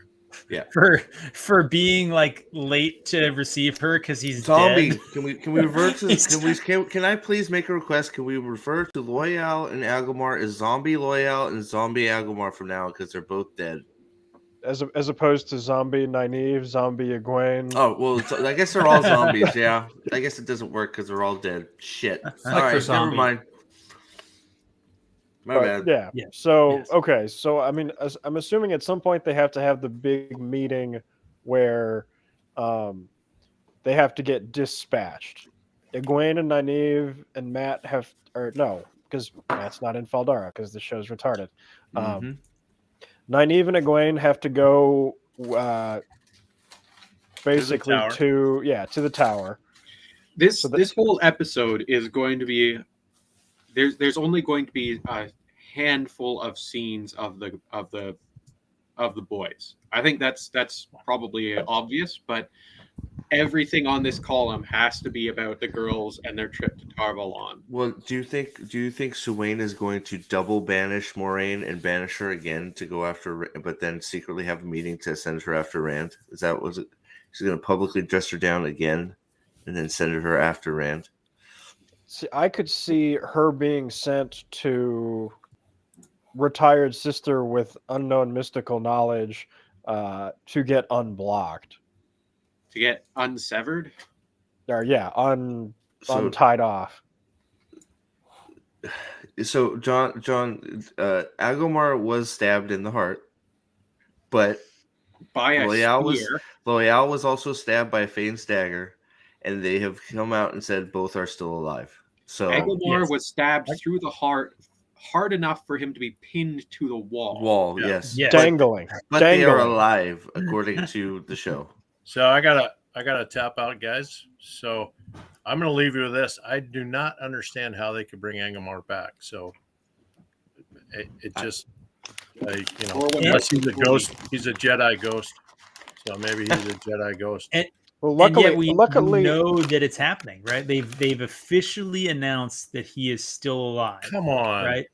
Officially announced he's alive. Him and Loyal both. Luckily, they were able to get him immediate magical attention because all of the channelers are either dead or completely fried. So it's just another healing bubble. It just was bigger. Yes. Right? It's like a bubble of evil, but a bubble of healing. Yeah. Exactly. Yeah, they're also like 7 miles away along the longest big charge into your own wall that's ever been done. Big bubble. See you guys. Talk soon. Hey, Ozzy, thanks again. I appreciate you making the time and coming on with us. Yep. And thanks for some of the contributions to include the reading of the season 3 leak. I did my best. I hadn't read it previously. Oh man, I think honestly that's probably the best elevation of that could have possibly been done. Right? Like you did more justice than any possible. I think Gadfly could have written it in medieval prose better than me. So see you guys. Hey, see you, Ozzy. And I think we actually have another guest hopping on with us now that Ozzy's gone. We got to keep the screen full here. So we're gonna bring on Lady Balefire to help us destroy the memory of this show, destroy it from the pattern. Looks like she's figuring out her mic over there. But while she's logging in here, and we'll bring her back on in a second. episode 1, or we have to add some more stuff here, I think, right? Yep. Yeah. Well, this is where they have Egwene and Nynaeve traveling to Tarvalon. Yep. Yeah. And I think they have to run into the White Cloaks and blow them up. Well, you think that's going to be season 1? I think that's too fast. Or episode 1. I think the travel is going to start episode 2. I don't think they're going to leave Fall Dar in episode 1. I think there's all going to be a bunch of hugs and kisses and pegging and there does need to be a romance between. Well, Suwan and Moraine are going to sleep together before they part ways, right? So Suwan's going to say, "Let's go. You're bad, Moraine. You're bad. I'll come talk to you, daughter, in a minute." Then they're going to have their thing again. Yeah, and then Suwan's gonna be like, "You're the best, Moraine. You can't let that boy off by himself. You gotta go get him. But I'll double, triple banish you. You're banished to the waste. Go get him, right? And publicly, I have to banish you from. You guys are Aldara now." No, sorry, you guys are underthinking this. You guys remember the books? We're underthinking it. Yeah, take some inspiration from the fucking book. So what's going to happen is Moraine and Swan are going to be in the same place at the same time. Varen is going to remember their whole relationship thing, and Varen, being the keeper of like lost information, is going to point them to the double-ended marital aid that will change their sex life forever. Sounds good. As much as I think that will happen, I'm not sure that they'd blow that sort of narrative load in episode 1. I think that's going to be the season finale, probably. So you got to pick something for the first fucking episode, and like. So I think we're on the worst right. I could come up with. So I think it's reasonable. I think we're on the. You'll have Varen reveal that she knows that Moraine and Swan are in cahoots and probably also having a relationship. I don't know why do we all think Varen's in episode 1? Because she's got a black shawl and she's dressed like the social people? I think she's going to be with Perrin from the start, right? So Perrin on episode 2, Perrin's going to set out with the Shienarans. Maybe the end of episode 1. I think episode 1 is going to end with Perrin setting out with the Shienarans, Egwene and Nynaeve setting out with the Aes Sedai, right? Like that's how it's going to end, in my opinion. And then Moraine and Lan setting out to go look for Rand. Yeah, right. I just thought of something. I don't think they're heading out to later in Rand. the series. I think they're heading out to investigate the rumors of the Seanchan. You think? I don't know yet. You think already? Maybe no, because they're in Kyrian. They're in Kyrian with Rand at some point, right? Like we know Moraine is going to go to Kyrian. The reason I say that I think they get sent out to the Seanchan is we have that scene of them walking along the beach. That's going to be the very end of episode 8. It's going to be episode 8 ends. It's going to be Egwene kills sort of Ishamael and Nynaeve kills Turok, and Moraine is going to walk slowly along the beach with Lan in tow and reflect about how all the women beat the Seanchan, right? What you have to remember about the geography is they're taking carte blanche to it. Yeah, they don't care about because I honestly think they're combining Falme with Tyr, and if that's on the table, then maybe Kyrian's coastal. No, I've been saying Falme is Tyr since they're gonna. We know they travel. They're going to travel from Kyrian to Falme with the Waygates. They're going to take the Waygates. They're not. There's going to be no flicker. There's going to be no portal stones. It's going to be the Waygates. Which means, honestly, spoiler for season 3, Rand is going to discuss. Well, not Rand. I almost said Rand was going to do something. My apologies. Moraine, Nynaeve, Egwene, one of the girls is going to rediscover traveling to take them to the waste. Yes. I think they're going to lose Rand, you guys. See, so I have a feeling that like the actor when he quits, or like narratively they're going to lose him. Both. No, they'll lose him. Like they'll just be like, "Where is he?" Like no one knows where he goes or anything. They're going to tie up Selene and Rand's story from the Great Hunt with Perrin, because we all know who Celine really is. And once again, this reflects my theory that this show is written for the people who prefer the Sanderson books. And so Perrin has the ultimate showdown with Lanfear, right? So they're going to have Lanfear introduce Perrin to the world of the dreams in this season. And that's going to replace Rand, Huron, and Loyal going through the portal world. See, I think that we end up with Hoops, I think you're on the right track with them leaving Baldara at the end of episode 1. What I'm going to say is I think they meet Perrin meets Elias at the end of episode 1, and Elias leads their party from there. So you think Ingtar is going to show up with Elias the Sniffer? You think that's what's going to happen? I can see that, honestly. I think Elias could 100% be her, and like, I think that Perrin is not going to meet Elias. Elias is going to be introduced to Perrin, right? Yep. But okay, let's get back to our predictions here. So we have, Agomar, Swan. They're talking about the actually that needs to be down here, because I think we're right in saying that the season is going to end with Nynaeve and Egwene and the Aes Sedai returning to Tar-Valon.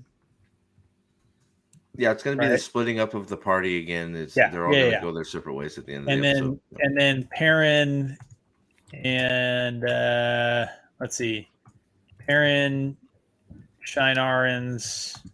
It'll be the big reveal. Like Elias's eyes will be down, and he'll look up at Perrin, and they'll be yellow. You're putting too much into episode 1 at this point. I know. I don't know. I don't think they're going to leave Faldara in episode 1. I know. It's going to be like the end of episode 1. They'll be at the gates, getting ready to leave or some shit, and that's. So to clarify, I'm not saying that they're going to go do anything, right? I think that we're going to see the shots of them like they're gonna get out of the gate, and like the parties are gonna split, or like we're gonna see one leave over here and one leave over there. Like that's it. Like the credits are gonna roll as like they're leaving Faldara, right? Like we're not gonna see anything after that. We're not gonna get anything else. As minimal use of the 8 episodes as they possibly can. Yes, they have to get on the road. Can you imagine how you even tell? They're already trying to shove 2 books into 8 episodes. If you say they're not, man, what are you talking about? Stop saying they're trying to shove 2 books into 1 episode. They're doing their own shit. Yeah. So hey, well, they're shoving 2 bags of shit. They're pretending. They're shoving 2 bags of shit into 8 episodes. No, it's they worse need to than at that, least get the first spoonful into the audience's mouth. How many aunts does Min have? Who cares?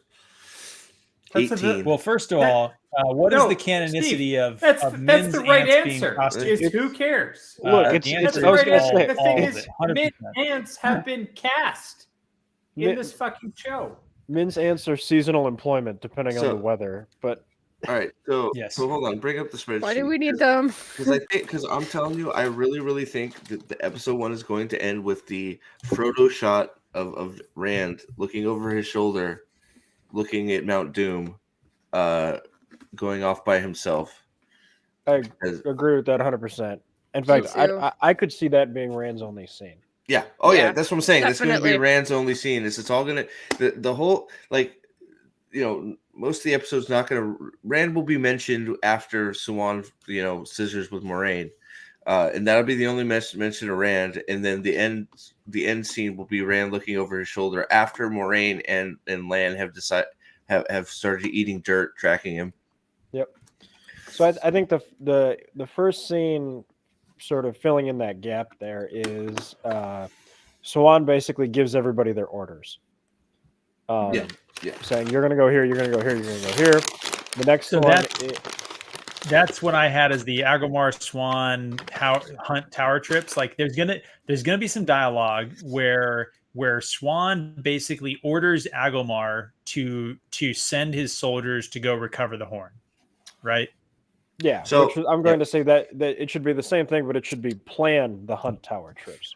So I think it's going to be. So hold on. So Darkfriends social, healing / failed healing attempts by Nynaeve and Egwene. Suwan showing up and fixing everything because she's Suwan. Scene of them hooking up in the room. We cut out the healing. Are we going back to? Do we think the healing is going to happen, or do we think it's just going to be off camera and never explained? Off camera, never explained. It's possible. I don't know. I'm just trying to put together some coherent freaking thing that makes I think they'll explain it by saying the Aes Sedai showed up. And maybe that could be it too. Yeah, I don't know. The prophecy is not going to happen. What would be worse? What would be worse? All these characters showing up, like who were dead in the previous season, and like, hey, I'm back, and not explained.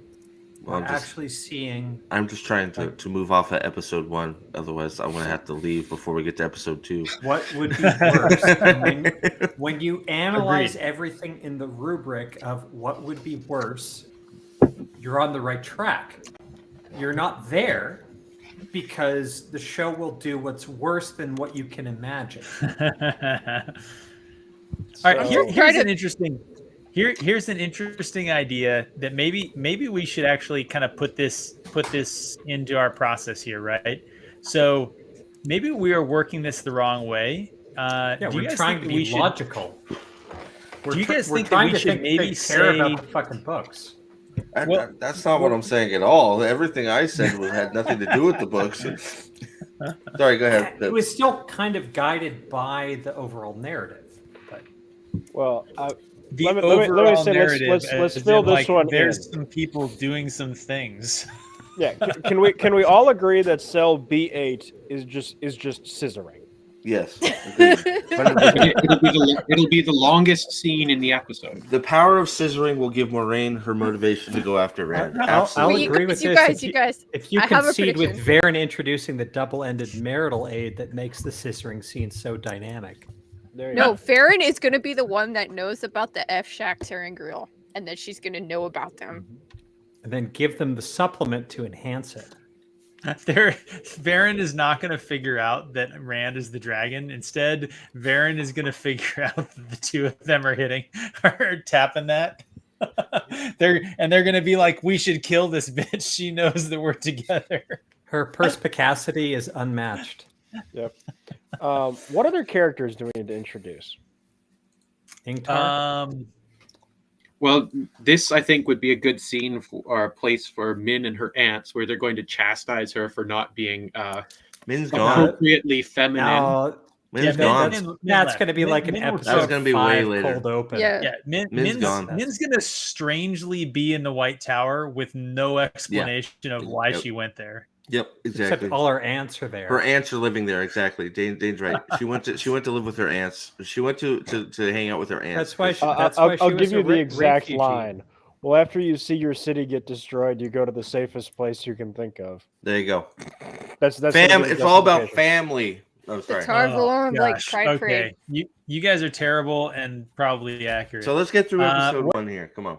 What we can do we think anything else happens? So I think the healing, something has to be, we're just going to put healing, right? Like the characters that were dead have to be shown to be alive. They don't have to be, but dude, honestly, I would Control X that and put that in cell B4. Like I put that before everyone else arriving. Actually, that's what I thought. Everybody else thinks that Perrin.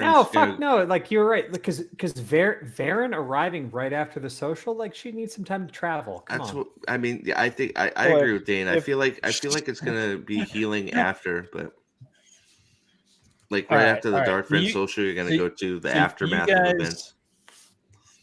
I take that cell B7, Control Exit. I disagree strongly.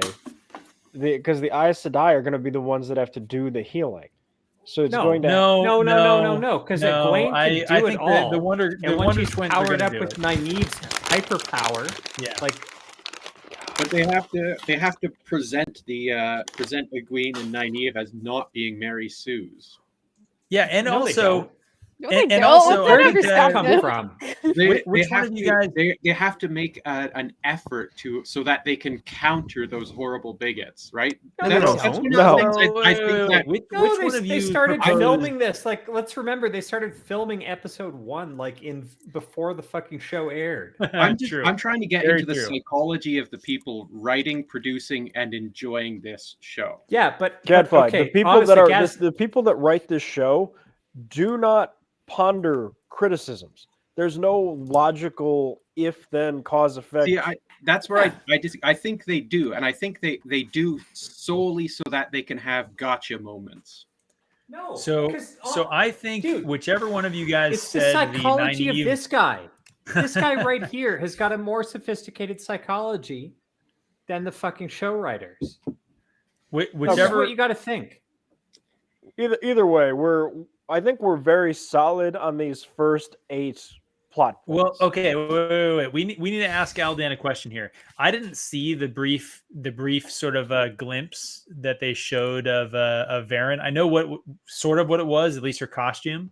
Aldan, you gotta comment for us here and say, was that shot of her in Tar Valon, right? Because that would change it. If we know that she's in Tar Valon at some point, then I believe that he's probably right that she's going to be with Matt. I just don't. I like this whole Varen thing Okay. and far. Is that coming from that? Because it was like out of left field for me. It's like I didn't expect this Varen to people show are- up at all. people are saying without Rand in Faldara, without Matt in Faldara, without anything really fucking happening in Faldara afterwards. Why would the Aes Sedai actually travel up to Faldara? I don't I think think they that's our necessarily mistake. Start there at all. I don't think the Aes Sedai are coming to Faldara at all. So we've to seen check we've out the seen that battlefield, scene. to recruit to pick the women back up. We've seen the image of Swan like getting out of Queen Elizabeth's carriage. Yeah, but she could be doing that inside of Tar Valon for all we know. No. She's gonna go to Faldara.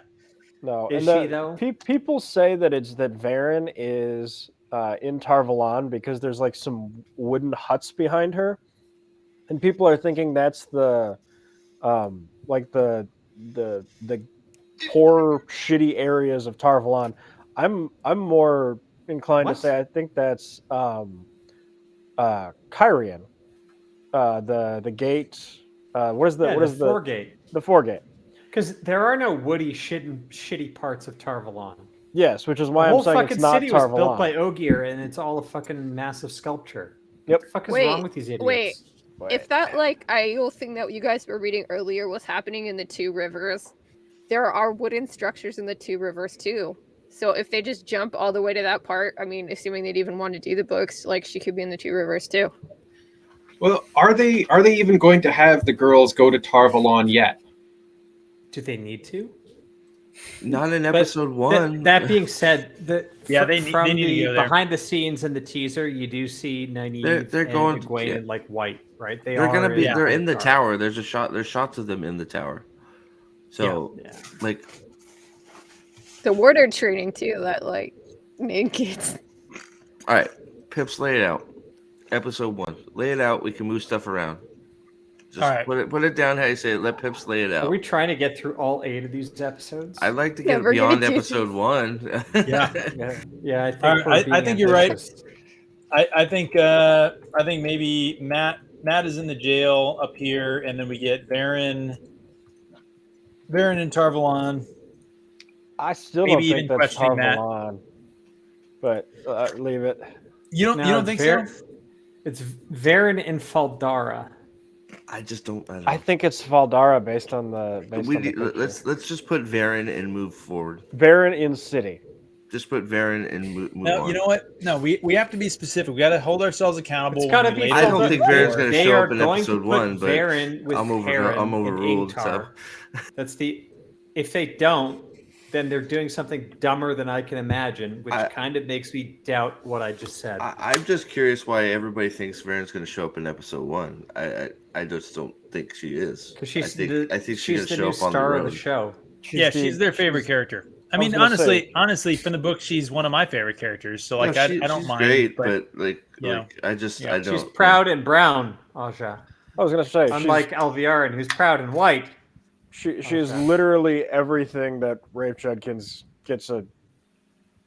I was gonna say a boner for, but like not really. No. Eladia is his favorite character, so I mean, God. But all right, so come on, let's get through episode 1 here. So just put Varen. If that, I disagree, but I won't. It's not a stopping point for me, Varen. All right, so we're gonna have Varen up here. The Amerlin's gonna go to Faldara. There's gonna be some scissoring happening there. Leandrin at some point is gonna question some Matt stuff that's gonna happen. Probably earlier. That's good. I think that's gonna be like. I think Leandrin questioning Matt and Matt in jail are the same scene. I think they're gonna cut away. I think they'll go back. I think they have to cut it up somehow. So I think it could be Matt jailed and back to Matt jail. Yeah, that's true. Matt's gonna get captured. Yeah, and then Matt interrogation. I don't think they're gonna show us Matt get captured. I think Matt's I'm just with gonna Alex wake up in prison.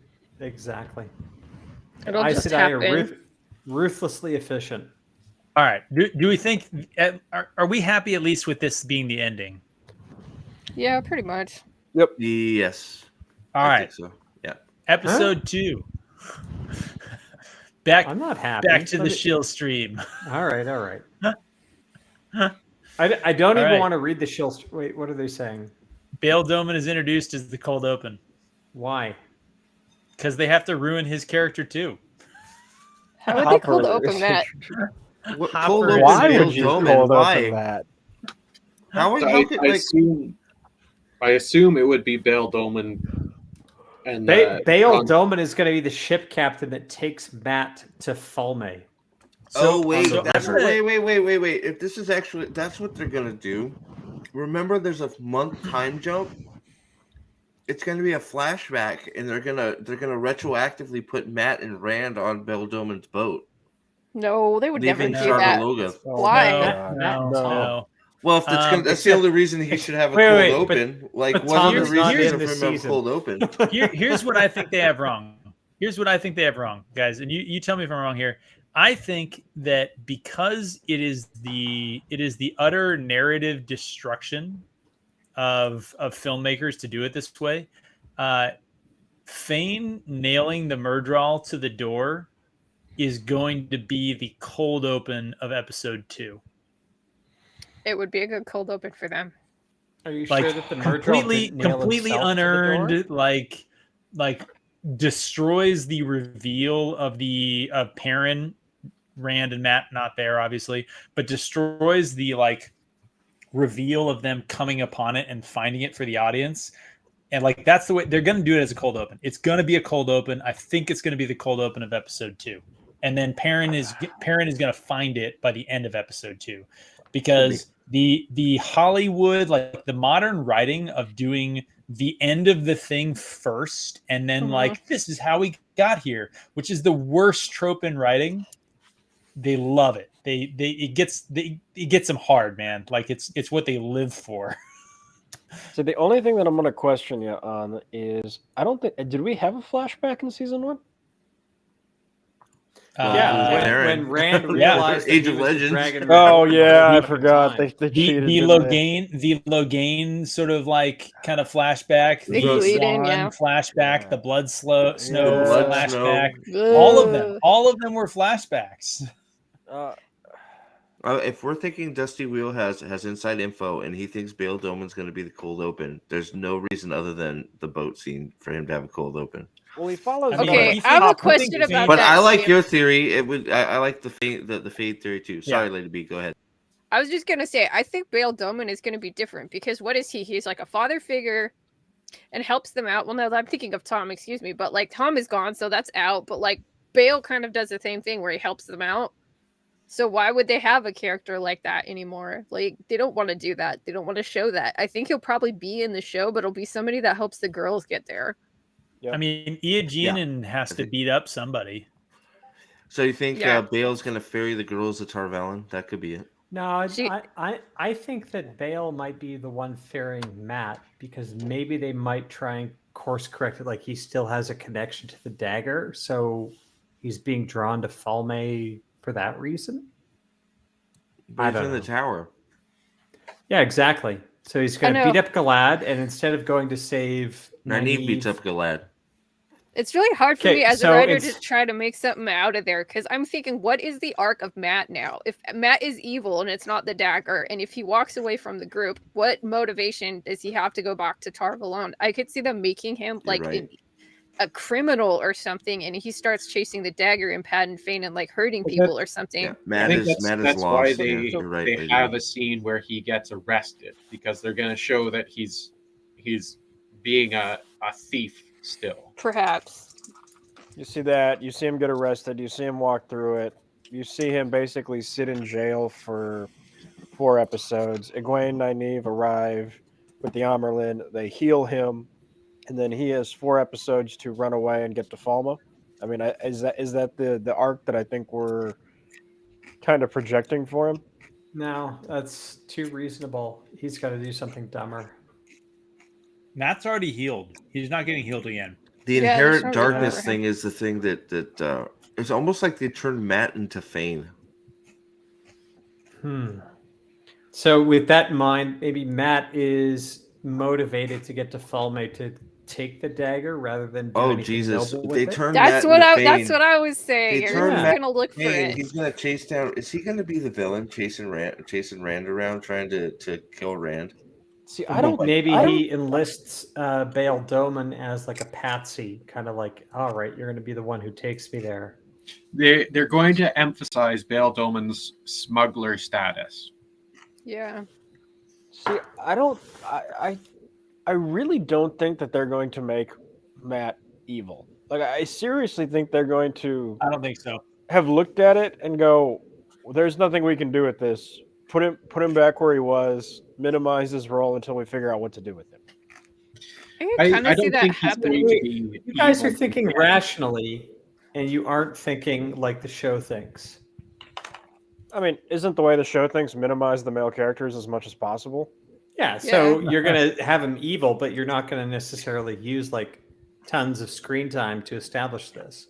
Which is why kicking him out of Tar Valon, get him one scene in episode 6 where he's at an inn somewhere being creepy, and then he shows up in Falma at episode 8. And... with Bail Doman makes complete sense. Has a completely unearned redemption moment. Yep. Or not even a redemption moment. No, he doesn't need a redemption. we blow the horn and we just all pretend it's fine. All right, let's try and focus on where we are in episode 2. Let's try and focus on where we are in episode 2. Okay. And go from there, so right? This now has to start with Moiraine. Yeah. Yeah. I think. Agreed, 100%. I agree. So Moiraine is being told by Adelius and Van Dien how great she is. No, it's Moiraine is going to go for Rand. I think that's No, I think that's perfect. No. I think Moiraine goes after the Seanchan. No, she's with. You see him with Rand in footage. She's with him. I think that's the end of the season. No, like you guys are forgetting that she got cut off by the one from the One Power. Isn't Kadsuan in this season? No, I don't think she's been cast officially, but I don't think they're going there. The thing, what they have to do is, since she's been cut off by from the One Power, they got to rectify that almost immediately. Yeah, which is where I think Adelius and Van Dien come into play, which I think. Yeah, I don't think they're going to be in it at all. Been combined with Kadsuan. Dude, I just have like unascribed old women that have been fucking cast for the show. They're not going to be in it. They'll get like a black lady and a white lady to play Adelius and Van Dien, the twins. Yeah, but they'll just flank Cadsuane. Like Cadsuane will be the one that. Do you guys really think though that like Moron was still though? No, I think her getting healed is going to be the arc of this season, right? Like maybe the real arc of the season. It's either going to be the arc of this season or it's going to be undone by episode 2. What do you think the show is going to do? What's dumber? 100% undone by 2. They have to make sure that she has some badass moments using the One Power as a weapon against people. I think Suwan's going to fix her before she leaves Fuldar. See, I think it's the full arc of the season, and I think we get our badass It could be that one too. power moments via flashbacks. We get a whole bunch of her being sad about not being able to use the one power, and so she's thinking about how great it was when she could use the one power. It'll be great. We'll get a whole bunch of new spring flashbacks. Thinking logically again, I was gonna say, why would they send if she's got no one power? Why would they send her after Sean Chan? But at this point, should they even know about the Sean Chan? That's all. No, they don't. They don't. So that's why I think she's going after Rand. Yeah, she's going after Rand. That's her charge. She's going to Kyrian. We already know that she is going to have a significant Kyrian political arc because this show, first and foremost, is a feminist political drama. Yep, they have been highlighting how she's a Damodred and how she's related to Gowan. Gallad. It's part of the season 2 leak, right? Is she going to have that arc? Is she going to have that whole political arc because she's been cut off from the one power? She is taking Tom's role in Karhian. Yeah, so 100%. She has to be the one to set off the Karhian civil war by getting rid of Vartanes. 100%. Okay. So based on this, we're saying she doesn't get healed right away in episode 2. I can kind of go with that. So she's going to have another scene where maybe she's with Adelaide and Vandine trying to figure out how to get healed. Why do we think Adelaide and Vandine are anywhere in this? Because they cast like 17 aged women in this fucking show. No. Yeah, well, it doesn't. Those are all of the Hall of the Tower. Sheriam Adelaide and Vandine, I don't think are going to be anywhere near this. No. So if Sheriam can be an octogenarian, then Theodrin and Fowlane can be octogenarians. Yeah, I'm with John on this. Where I don't think she was actually stilled.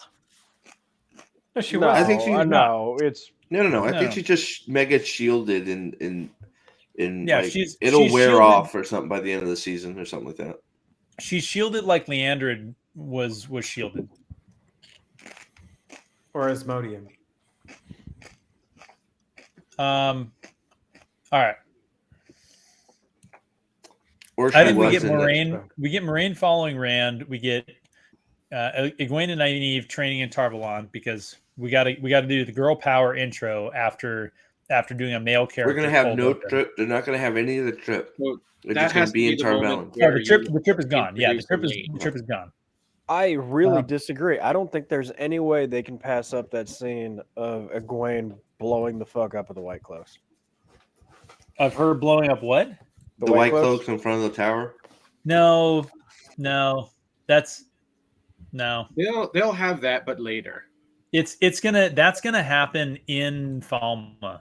That's gonna happen in Falma. See, I don't know. They love their travel scenes, man. I think there's gonna be a travel scene in between, and maybe ending with the White Cloaks barring them from Tarvalon and having her girl power moment where she tries to kill all the White Cloaks. Do you think maybe they will somehow go to Camelin and meet up with them on the way to Tarvalon? I think Camelin's going to I just thought of something horrible, you guys. What if that does happen with Egwene and she does kill White Cloaks, and then White Cloaks go after Egwene instead of Perrin? There you go. Boom. Oh, She stole Perrin's storyline, so I think you nailed it right there. I think that's going to pop off. That's going to be Dane freaking out and running back to Pedro now from that event. So how do the White Cloaks get to the wastes? There's no way that the show blows up Falma is a desert. Bornhold without him getting blown first. Falma is a desert? Yeah, that's why you need the hot Dane and Valda love triangle thing. Because they have to make them super evil white homophobic men, right? Wait, are you saying Dane and Valda are like? Wait. Yeah, I'm just looking at the map. I'm looking at the map here. You can't go to Camelin on the way to Tarvalon from Feldara. No, but I think all the map. They already. I think all the Camelin the original map, anyways. I think all the the map doesn't exist. Sorry, I think all the Camelin stuff is going to revolve around Elaine's introduction, and it's all going to be Eladia and Egwene and Elaine being introduced through Camelin. I don't think they're going to Camelin at all. I don't think so either. I don't think they're going to Camelin at all either. I think Elaine gets introduced in the tower. Yep.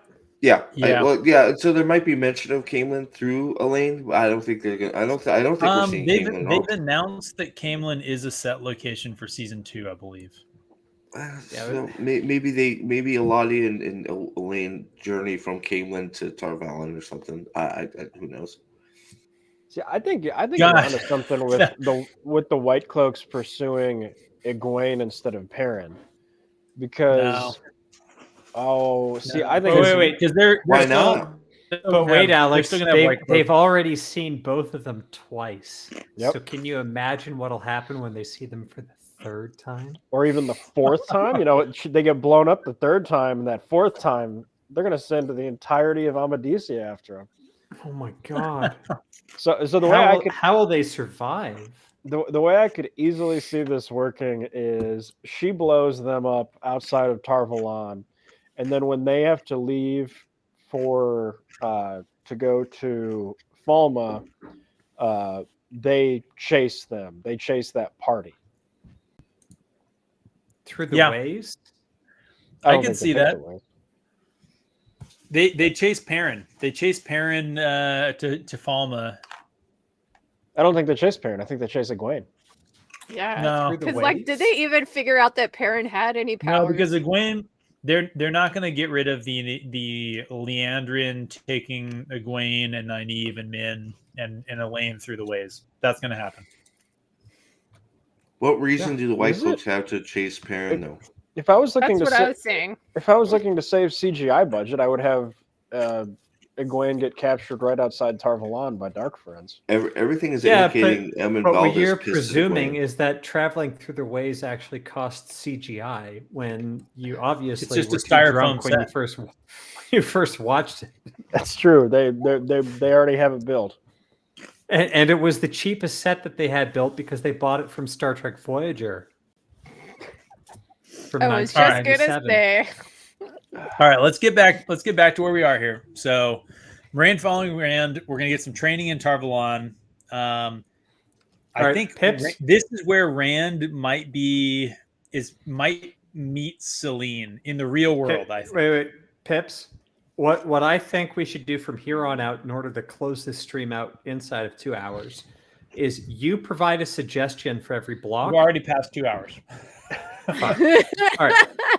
You provide a suggestion for every block in this, and then we all try and one up like the stupidity, and then we take a vote on which is the most dumb, and then we put that in because that's the only way we're going to get through this, and that's honestly the only way we're going to get close to what actually happens.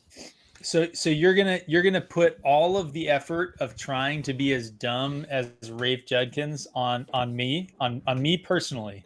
No, just for the instigating incident, and what I'm counting on is 5 other drunks basically helping us out with that. So I think that we're gonna get. Let's see here. What would we get? I think we get Elaine introduced in episode 2. Which would mean Galad and Egwene were probably in there too. Yeah. But there's got to be some gay subtext, and that could either be between and trans Galad. It's going to be So Elaine introduced, hits on Egwene and Nynaeve for like a triple scissor, and we've got a trans Galad. That's going to be episode 2 there. And then if anyone can come up with something dumber, go for it. And otherwise, I say move on to the next block. This is my brother Galad. He uses they them pronouns. His clitoris is also his penis. Mm-hmm. Is he going to be able to use a sword if they fucked up his forearm? Probably.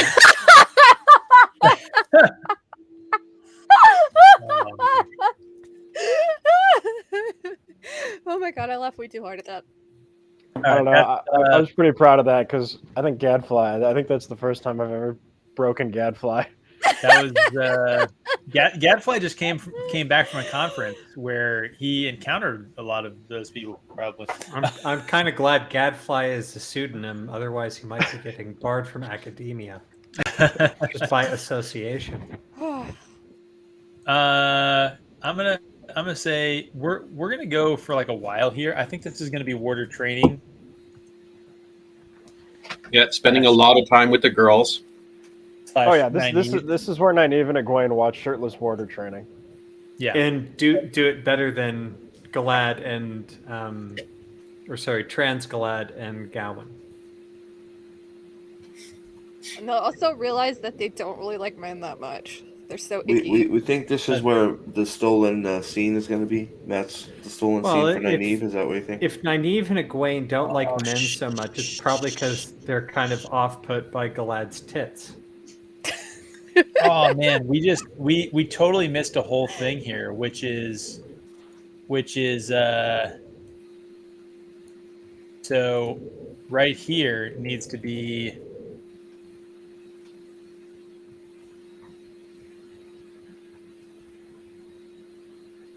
her acceptance. Wait. She needs a test. She doesn't like automatically get that right away. Like, hi, Nynaeve, no, because welcome to the White Tower. Here's your fucking ring. You don't think Rafe wants to show that whole bit with her and Lan and all that in her accepted trial? Of course.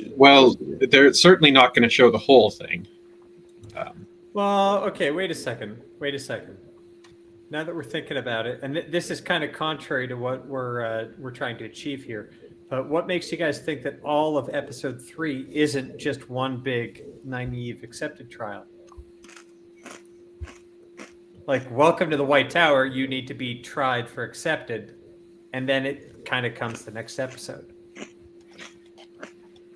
No, there's too much stuff. Is there though? Like, remember, like, you got to take the dumbest thought you've ever had. Look, they're multiply pretending it by 100 and then apply it to this show. They're pretending to do 2 whole books. This is a really dumb thought that I have. Yeah. Like, take a whole episode dedicated to Nynaeve and her accepted trial. No, because actually retarded. It's guaranteed to show up in the show. It would actually be more coherent than what they do, so I think it's too smart for them to just do that. It would make too much sense for a plot. No, I'm just saying they're going to do it. I'm not saying they're going to do the accepted trial like it was in the books. Wait, if they not at all like the books at all. If they gave Rand Egwene's like accepted trial thing with the kid and everything, like, doesn't it make sense that they give her one of like Rand's trials that he goes through? Oh yeah, like honestly, to emasculate him.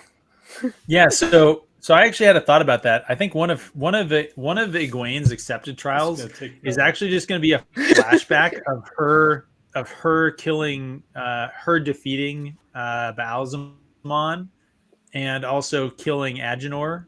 Yeah. She's gonna have a flashback that just proves that she actually did all of this awesome stuff, just kind of off camera, and we didn't see it. Agenor and Balthamel are not going to be in the show. Period. Except for when Egwene she balefires them, some sort of nobodies, right? You have to have, like, you don't even have a name tag. You've got no chance. Like, that's what we're gonna have happen. Yep.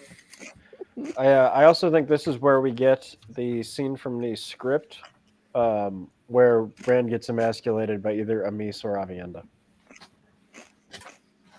I think he arrives in the waste in season 2 or in episode 2. I don't think he's going to be in the waste. Yeah, but to be honest, we're basing this off of one of the earliest leaks about season 2, where it's like Rand has found his way to the cosmopolitan city of Falme. He's still got to go through Cairhien. I don't think he's. Yeah, he's got to go to Cairhien. No, he's not going to the waste. I think he's going to Cairhien. There's video evidence. Have to go to Cairhien. I think the wheel thing is they're alluding to all of it through Moraine's. Tom's gone. Moraine damage red. I think they're trying to show that they've already merged Falme with Tyr. What makes you think they wouldn't add Cairhien to that? Because then all the characters are at the same spot at once, and they don't want that. I know. They don't want that. That's exactly what they don't want. We've seen set location pictures that is supposed to be Cairhien.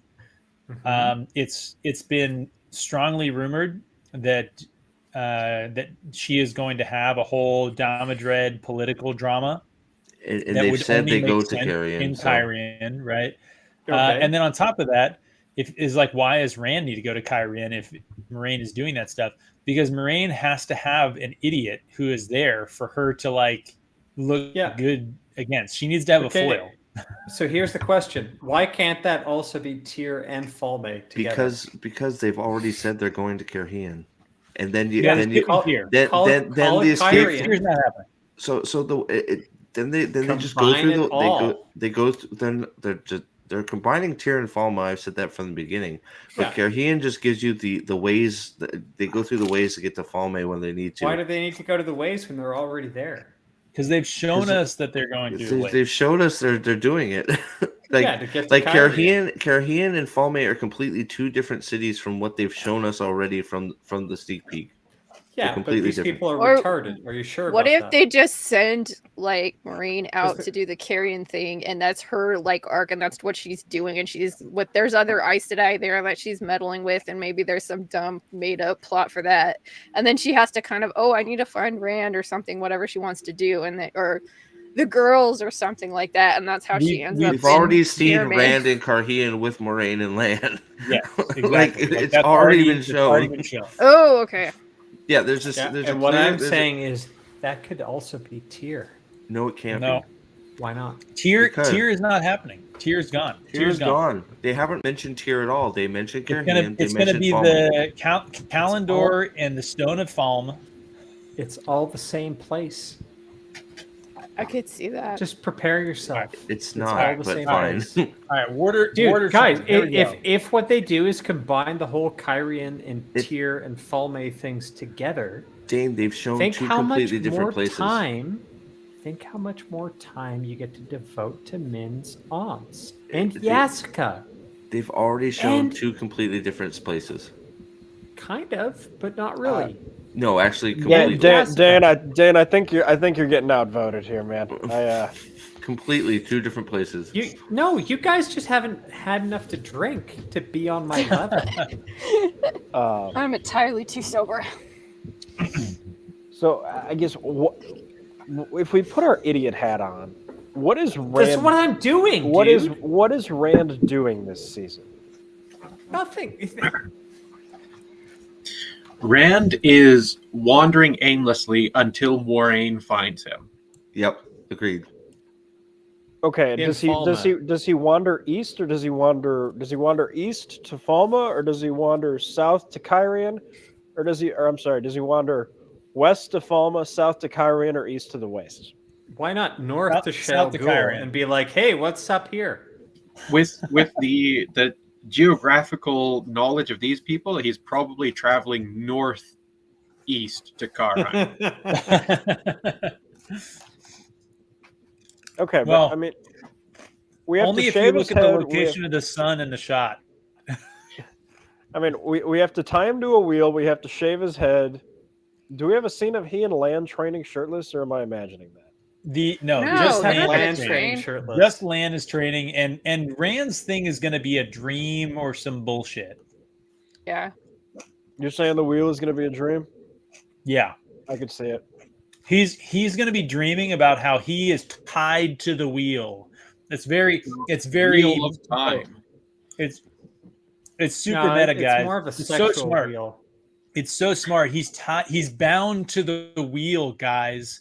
Just love the symbolism. It's so good. It's so good. You're just not smart enough to appreciate how good the in your face him physically bound to the wheel is. Okay. But is he gonna get fucked by the wheel? Well, I mean, that's off camera when the camera stopped and Rafe comes onto the set. I mean, but obviously it's implied. Like it's like it's Always Sunny. It's like, yeah, because of the implications. Like Rand's not going to say no when he's tied to the wheel because of the implications. Wait, so do we know that like scene with like Perrin back at the Two Rivers? Do you guys think that's third season or second season? That's third season. I kind of. I'd be curious. Well. I'm like, how does he get back there? I don't know. On Stepper. Yeah. He saw it in go a there dream. directly after defeating the Shan Chan. Yeah, he gets back there because Perrin saw that the script said Perrin in Two Rivers. And he'll be like, huh? He saw it in a dream. Yeah. All right. So here's what I've filled in here. So they're gonna Moraine stuff, and that's gonna go immediately into like Nynaeve's accepted test. Then Elaine is introduced. There's gonna be some training montages. And a lot of like talking in hallways. That's all of that. Talking in hallways about feelings is implied in all of these scenes. Well, then you got to make Nynaeve use of that set, show right? up. What? The one hallway they have. There's only one hall. Like it's one of the 4 sets that they have in Tar Valon, and they've repurposed the hall of the tower into the warded training ground. Yes. Yeah. So then Nynaeve is going to go beat up on the warders. And then Rand is going to be just wandering aimlessly, right? So just like a reminder that he's still alive, right?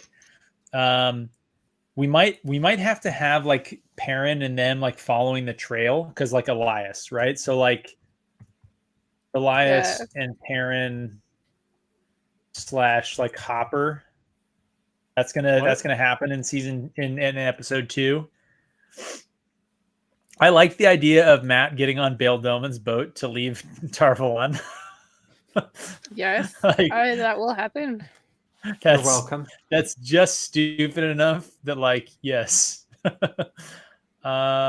chasing so what are we filling? You don't know how stupid yet. They're gonna like straight up go right to Falmtyr on the river. They don't even have to go on an ocean. It's going to be the same route that fucking Child Swan took to get to Tar Valon. Yep. Just like the fish, touch the moon there. That might be. So, what do you think we missed in episode 2 here? I think we need more and more rain. Yeah, probably something with Moraine. Okay. Yeah, it could be something like she's trying to get her power back. I don't know how, like with all this, but like it'll be the scene where she finds the trail of Rand. Yeah. Yes. Are we good with just a generic just Moraine and Land talking? On horses. Maybe Lan has his like shirtless workout in this episode. Ooh. Oh my goodness. It seems to be the only thing that ladies like about the show. Speak for yourself, bro. Like, that wasn't even hot. No. What I'm saying here is basically like Harriet McDougal. Lan is going to be. Harriet hated this fucking show. Same with what's her face from like the Maria Simmons when they watched it, and then they said, "Oh well," they turned it off, and then they turned it on a day later, and then the one thing they could agree on was like they liked Lan. Yeah. So I think that that's like the least subtle way of saying this is such a piece of shit. Mm-hmm. All right. Are we good with the Fane nails the Myrddraal to the door, and then Perrin finds it? That's the bracketing. Yeah. And there'll be some really awesome, like, what is his name? Charles Yip, like, scene transitions for that. Just Wayne Yip. Yeah, Wayne Yip, excuse me. Yep. I think you nailed that one. How many to episodes the door. is Wayne Yip doing in this episode? I have no idea. I don't know if he's doing any, actually. He's not doing any. I think haven't they announced that both Wheel of Time and Rings of Power is all women directors? Why are you laughing? Good. That wasn't the joke. Yes. Good. This is what the people need. So what you're saying is this is going to be worse than season 1. So all women directors who have only one credit to their name. This is gonna be awesome. Yeah, that sounds good. All right, episode 3. So the let's see what the shills have. Here, let's see where they are. So they have they have Hopper, they have the Murdral to the door, they have Elias teaching Perrin about the Wolf Brothers stuff in episode 2. So we're doing okay there. Lanfear and Ishii, I don't know. Sure, whatever. Matt fights Gowan and Galad. No, that's not happening. That's not happening. Why would they even think that would happen after this that? Episode 2 or 3 on the show? Two. This is 2. So they're saying all right. We've they gone have through Elsa that. Treehill being introduced. Thank God they're introducing that character. That's good. Who the fuck is Elsa Treehill? I know. I was saying they're that combining. They're combining Elsa Grinwell and Nicola Treehill. The show already had Elsa Grinwell, and she got fucking killed because she was a little girl. Oh my! That's not us. That was a creepy scene. The way Matt was like getting with. Why are you kid. shushing me? That's not a fucking spoiler. That's like no. I'm shushing you as in like you sweet child. Like that doesn't. That is the death. The grave is no bar to their call. Like it doesn't matter. It doesn't matter. None of the rules matter. No. Okay. Here's my serious question. Though. Agomar, freaking naive, you, freaking loyal. Who comes with Elsa Treehill? Whose headcanon is out there being like, well, since we've lost Elsa Grinwell, why don't we have Elsa Treehill? Like, why would you even call her Elsa instead of Nicola? Why not? Hey, maybe they'll throw like Matt's sister in there too. It's so that they can. Your whole premise was think of the dumbest thing you can think of, and that's what they're going to do. And now you're like, that's too retarded. No. They couldn't possibly do that. Oh my god! Yeah, but this isn't the show. This is Show Shills, right? I'm giving Show Shills some credit, right? They're not as dumb as the people. Exactly. So the only reason that they would say Elsa Treehill is because someone told them that was a thing. You don't invent Elsa Treehill yourself. Yeah, especially where in the show there's no purpose to Elsa Grinwell at all. Or Nicola. Neither one of them. Well, Nicola shouldn't even show up for like. Give me a minute. 5 books. After the end of this, Jane's like, I'm gone. All right, guys. Episode 3. So we ended episode 2 with Perrin finding the Murdral, Rand in the wilderness, Moraine following Rand, Hopper there doing stuff. I don't know. Nynaeve isn't accepted. They're doing the stuff. I think episode 3 is probably where I bet this is where Perrin meets Avienda. No. Or episode 4 maybe for that. I think that episode 3. Let's start with the Yasica fucking cold open. So I think episode 3 is going to be a Moraine cold open. Oh yeah, I could see child-aged Moraine getting abused by dickhead older male relative. Like Moraine. Oh, and that's why she comes back to Cardian. Cold open. So Moraine cold open is going to be episode 3, and then like Moraine rape cold open. And Moraine clear it's Moraine not raping anyone with her double-ended marital aid that Perrin gave her, but it's rather like evil Damodred. So again, I think that this show can't help themselves, but like telegraphing the last scene with the first scene, right? So Moraine cold open, let's do this. Sexual abuse. Patriarchy. Obviously, just get some patriarchy. No, Moraine, in there, you can't be the queen. You can't do that. Yeah, you have like to go be nice to That's what that's saying. Yeah, so that's gonna be episode 3 cold open. And it's probably honestly like it's probably gonna last like all the way down to here. I'm good with that. Right? Like it's gonna go like it's gonna be a long, yeah. 25-minute cold open. And the end is gonna be Moraine over here, right? I think that somewhere in this episode, Rand and Selene are gonna show up, which means that so Selene Selene being like introduced, because they have to, they're not going to let the audience like not know who Selene is. Like they have to spoil everything for them, right? So the shill stream had episode 2 had something about, Ishamael and Lanfear, right? Like that, I could see that happening in episode 3. Right? So potentially maybe we get Rand's dream. The wheel, right? And Peps, I think you're putting too much thought into this. You're trying to deduce.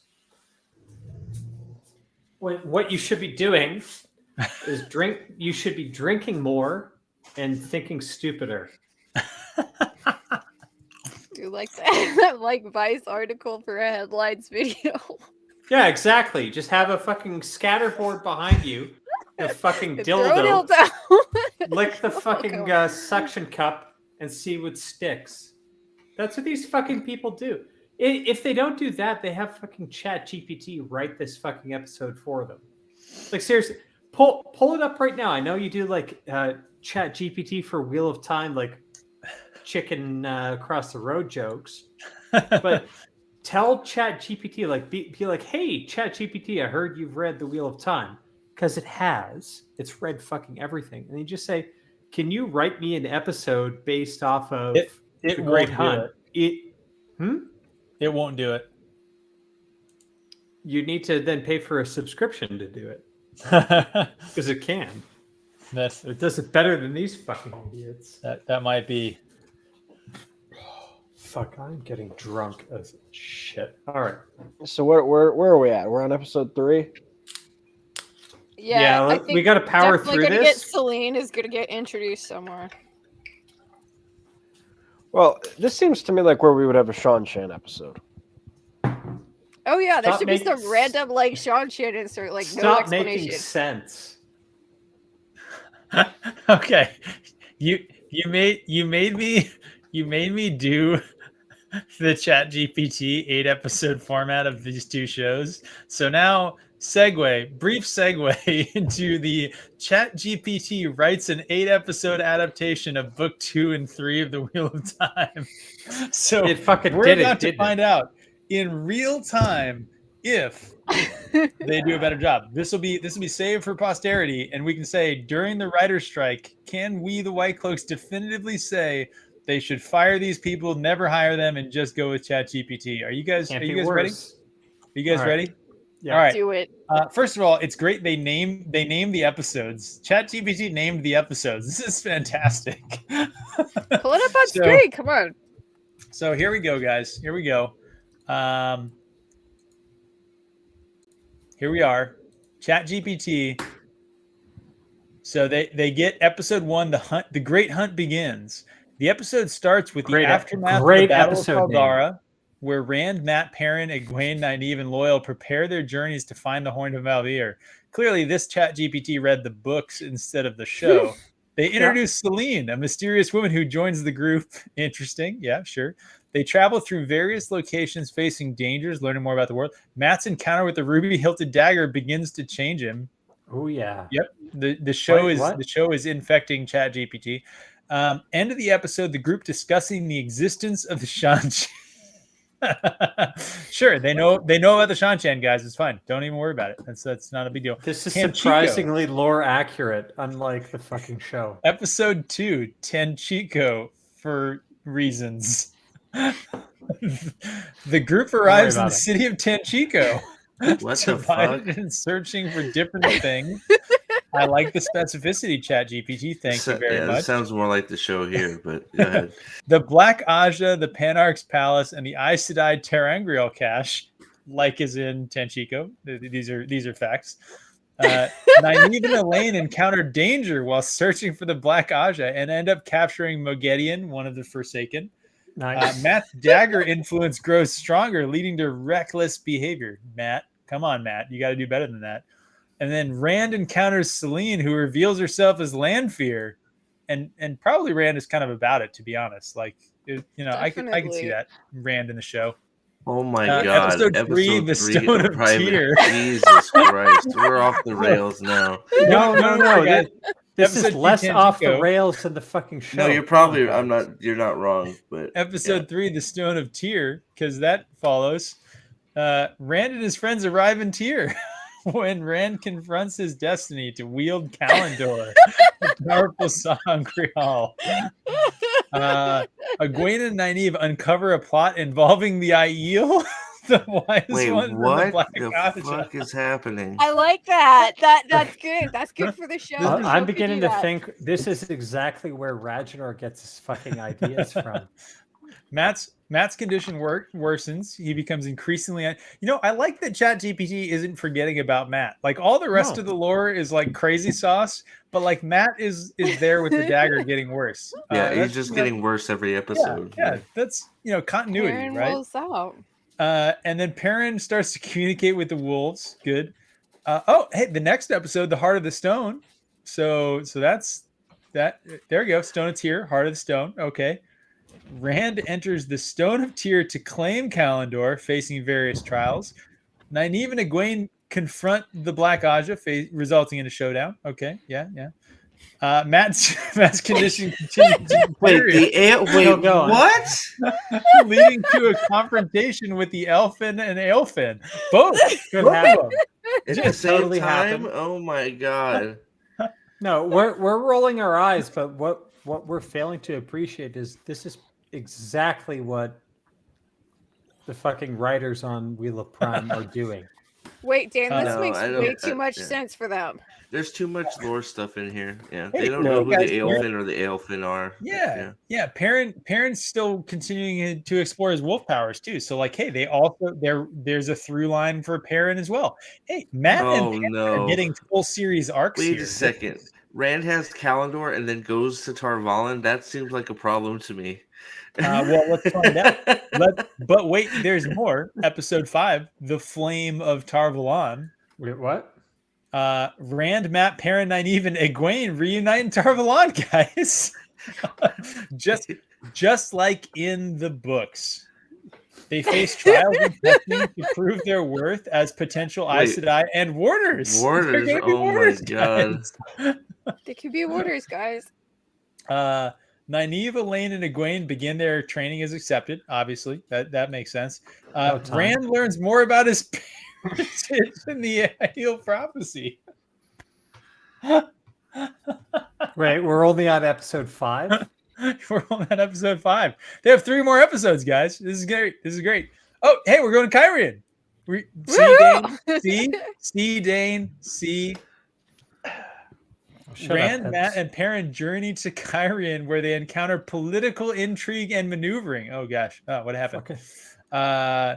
Rand struggles with his growing power and the weight of his responsibilities. That sounds typical Rand, right? I mean, come on. Matt's condition continues to get worse. And increasingly isolated and volatile. Man, Matt is there. Matt is basically gone. We came back to Tarvalon. Matt is never gonna fucking a drug-using whore down to like, hey, maybe I have HIV, and now he's kind of getting towards full-blown AIDS before the end of the fucking season. That's what's going on. I was gonna say either that or he's just gone fully feral. He's fighting people.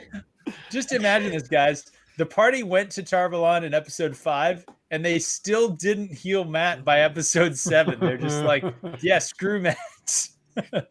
Perrin grapples with AIDS. Hey, guys.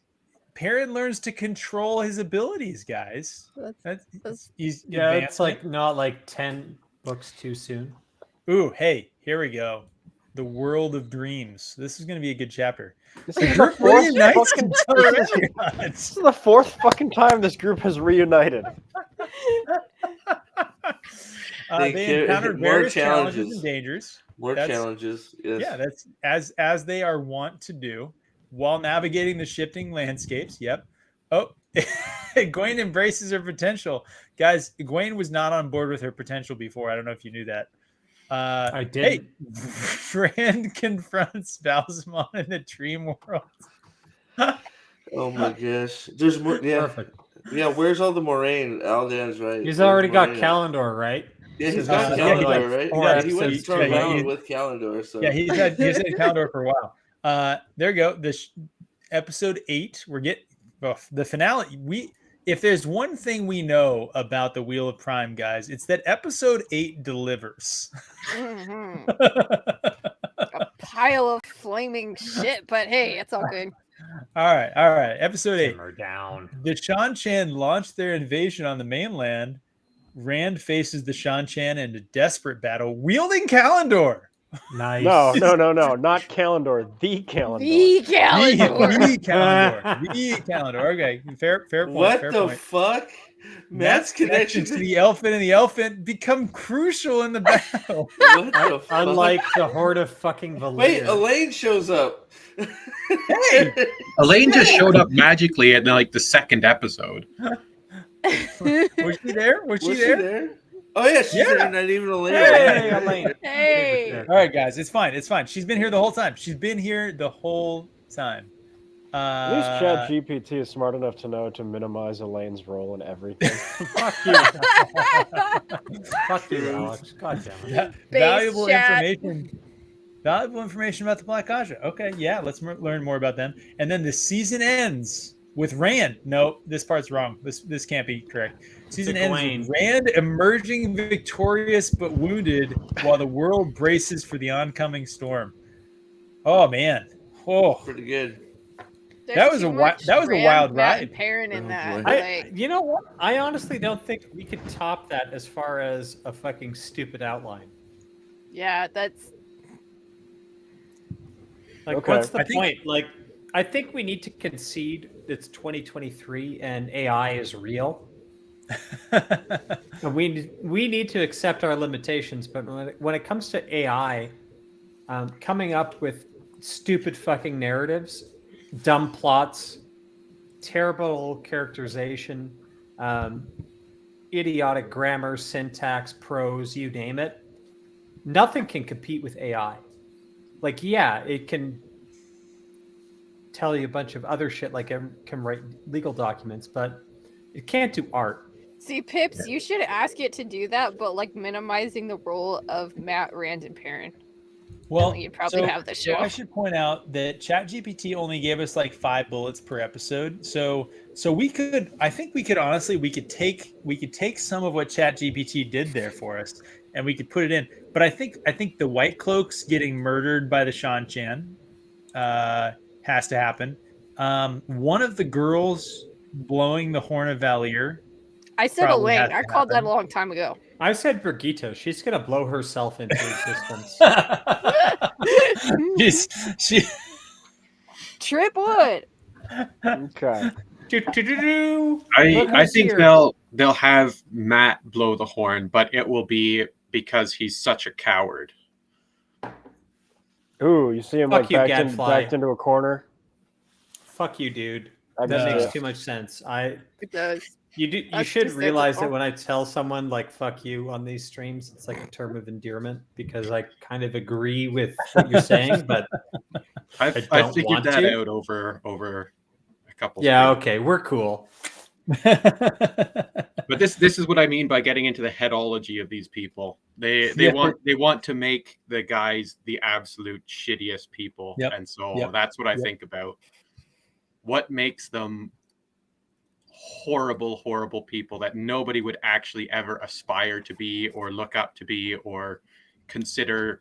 Not only that, like noble Matt probably individual. stole the Horn of Valyr to like achieve an end that was selfish. well, to 'cause- begin Wait, with. wait, wait. He I was think I gonna got sell it. it. was taken, He was right? gonna So he's sell just it. going to steal it because he's a thief and wants to Yeah. sell it. Yeah, And he wants money, not for his. That's why sisters Matt anymore. is going to go chase Pat and Fang to try to get the horn to sell it.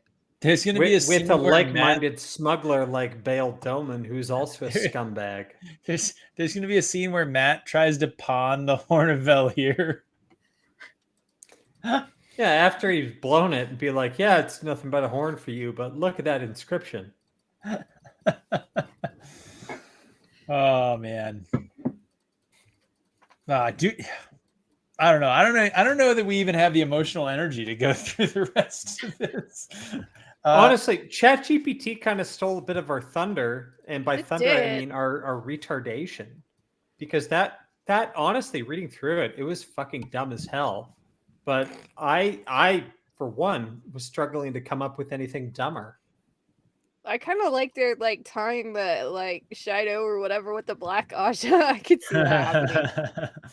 What I will say is that the Tanchico episode, throw that whole thing out, and then all of the stuff about Tyr turn into Falma, and like this might be more accurate than we would want to admit. Yeah, like here's the crazy idea, guys. Like, I don't know if you guys are on the dark web like me, where I can definitely say that like there's no fucking. You mean the dark web? I'm on the dark web, but like seriously, you guys, I don't know if you can hear me, but like totally, AI is already like 7 generations ahead of what is publicly available. Pips would know. Don't tell anyone I told Pips. You. Okay, wait, no. Pips has no longer got a security clearance, but if he was in the know, he would blink at us with his left eye only right now.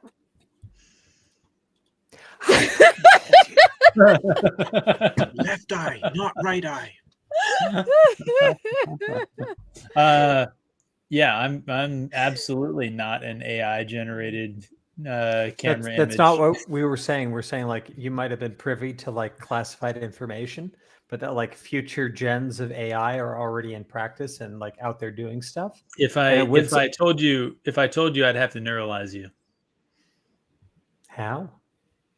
Like a flash sequence on the stream? Fucking hammered. Hellfire. So they do have some writer and director information up on the wiki for season 2. Ooh. Okay. Oh, let's go. Stop bringing us back to reality, Alex. I gotta go to work, guys. So sorry, but sorry, but I gotta unfortunately go to work for 12 hours. So, but I'll be lurking in the chat while I'm working. That is absolutely terrible that you are not going to suffer through this with us. Sorry, I gotta go to work, man. What do you want me to do? Tell you what, we want you to kind of break a fucking keyboard over your desk. Oh, there hasn't been anything that infuriating yet. Like, we haven't seen anything bad. We're just spitballing the bad right now, right? Usually it takes something visual that's terrible Here's to make the question, though. It's like, all right, Steve, in preparation for season 2, which may or may not ever air, do you think you could get access to like a garage sale where someone's like selling off? I already got 4.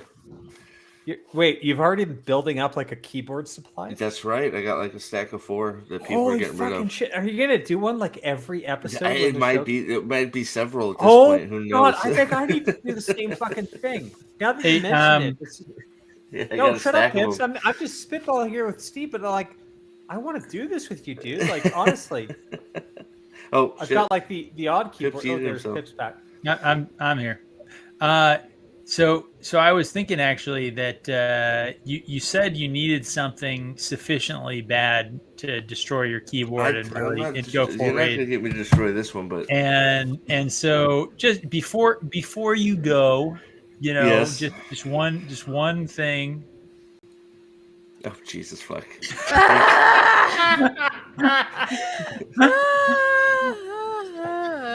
I think that's worth one.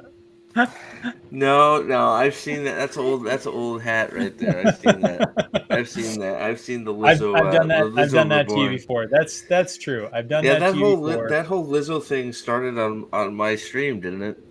I'm pretty sure. Yeah. So I've seen all the Lizzos. So unfortunately, but yeah. Sorry, I got to roll. I'm going to be late. So all right. Carry on, gentlemen and lady, and we will see you all soon. I hope. Have a good night. Hey, see ya. Thanks for coming on. Yeah, of course. Bye, guys. What I was gonna say is we're getting almost to the 3-hour mark. Do we want to? Yeah, we're at 2:54 now. Yeah, but some of that's before we went live, right? I hope. No. Oh fuck. Nope, the 2 hour 54. That's live. That's live. We still have 16 people watching because we have people like Sven who hate themselves. Well, I guess what I was going to ask was, since we're basically at the 3 hour mark, do we want to reconvene and go over the rest of these episode predictions as well as the writer and director info on the wiki at a later date? I don't think we can get that retarded. Man, I will say that honestly, the thing for me was without the access to, I think, some hints and some behind the scenes information that we know that some of the Dusty Wheel, let's be honest, like he gets. It is actually pretty hard to figure out because it's so far away from the plot of the books. But I think there's something that we could do, right? I think there's something we could do, and maybe then we'll turn it over and we'll fill it in the Discord and we'll put it up in our kind of Discord later, right? So what if we go back to this, right? And for the next little bit here, we say, where do we think the season is going to end? Give ourselves an end point that we can kind of backfill from, because I think that's part of the issue is trying to figure out like what's going to be the mid-season finale, Plus and then the like audition tape things too, all of the little snippets, like assuming those are there. In 100% seriousness, if I was going to predict where season 2 would end, I would say Rand has herpes.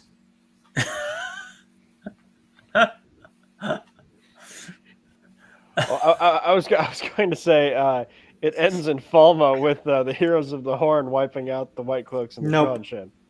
No, the girls will do that. Exactly. It's got a dragon reborn, and now all of a sudden he needs to have his. Well, that would make the White Cloaks hate Egwene even more if they think she's a dragon. So Rand is going to have another metaphysical battle. Yes. With herpes. Yeah. So he's not going to do anything visibly heroic or great at all. Yeah, it's just going to show up like on his dick. They may end with after the infection, or begin the next season with scenes of the posters of the pictures that people drew of the battle in the sky, but it's going to be like the Emmonsfield 5 all together. Oh. Maybe they all have herpes. Well, like if Rand got herpes from Selene, and herpes is an unknown disease from the Age of Legends because it was a legendary disease. He let's say fucked her, and then he fucked Egwene, and then Egwene fucked Perrin. Perrin got the herpes, but Perrin was also fucking Matt for some reason, and then Matt also because he's the muff diver and he had herpes all over, was servicing everyone, including Nynaeve and Lan, and that's how it all spread. Like they could all have herpes at the end.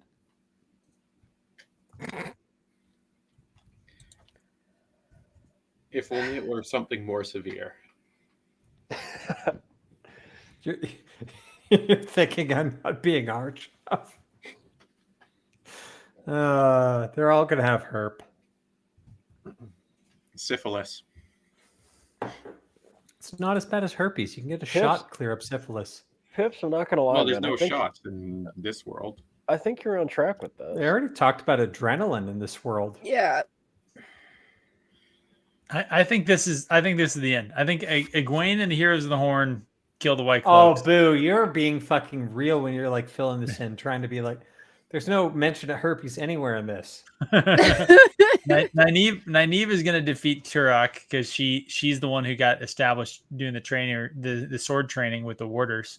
All right, that's Rand fair. Rand is going to have another of the episode 8 finale where he just has a conversation with Balsamon for some reason, and they just talk about his feelings. And then Moraine just talking is probably going to be the end. I don't know what she's talking about, but Moraine talking is the end. Elaine blows the horn. No, either Egwene or Nynaeve unstills her. I don't think she's stilled. I honestly don't. No, she's shielded and tied off. But shielded, tied off. Okay. Here. Nynaeve heals. Boo. Doesn't Nynaeve hate Moraine? Oh yeah, that would be the end, wouldn't it? That does make sense. Ah!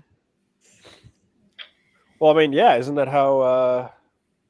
That's the Belle. That's the Belle. I don't wait, Pips. I don't agree with any of this, but save this Excel file and let's wait for episode or season 2 to come out, and then compare it to this.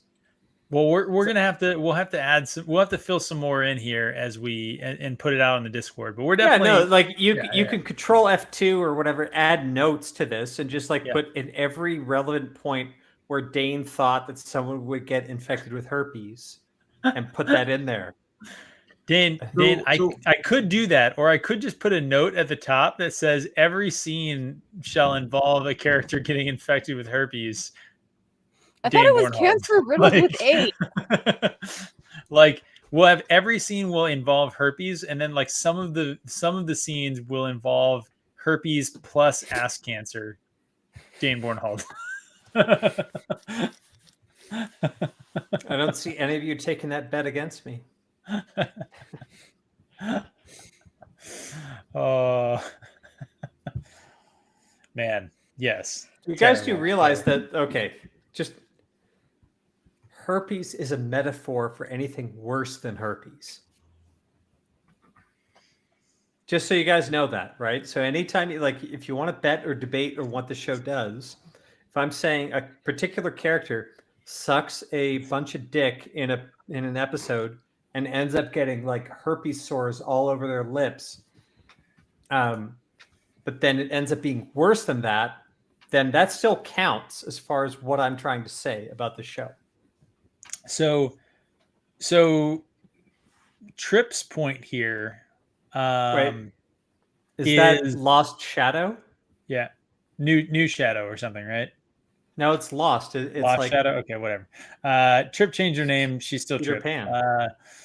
Pan. Her point. So I'm a little on the fence on. I could see between two terrible options of them just shoving Tyr and Falma together and trying to do the plot arc of the Great Hunt and then the plot arc of the Dragon Reborn in 4 episode kind of mini series. So there's a 4 episode movie of the Great Hunt and a 4 episode movie of the Dragon Reborn, and they just take out. There's no Baalzamon fight at the end of the Great Hunt. It's just Nynaeve killing Turok and the horn getting blown and all that stuff. But Rand's not even there. Rand is not even in Falma. Rand is in Kyrian while that's happening, and then Rand goes from Kyrian to Tyr, and that is honestly, I still kind of think that might be what they do. So I know we talked about this. You think that they're going to combine it, and if they combine it, I won't be surprised. But I almost think to the idea that go with the dumbest option.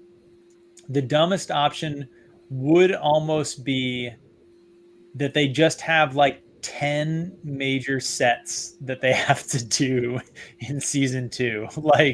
You have Kyrian, you have Falma, you have Tyr, you have Tarvalon, you have Caemlyn, you have Faldara, you have all of these places, and they're just yeah, we're gonna fit that into 8 episodes.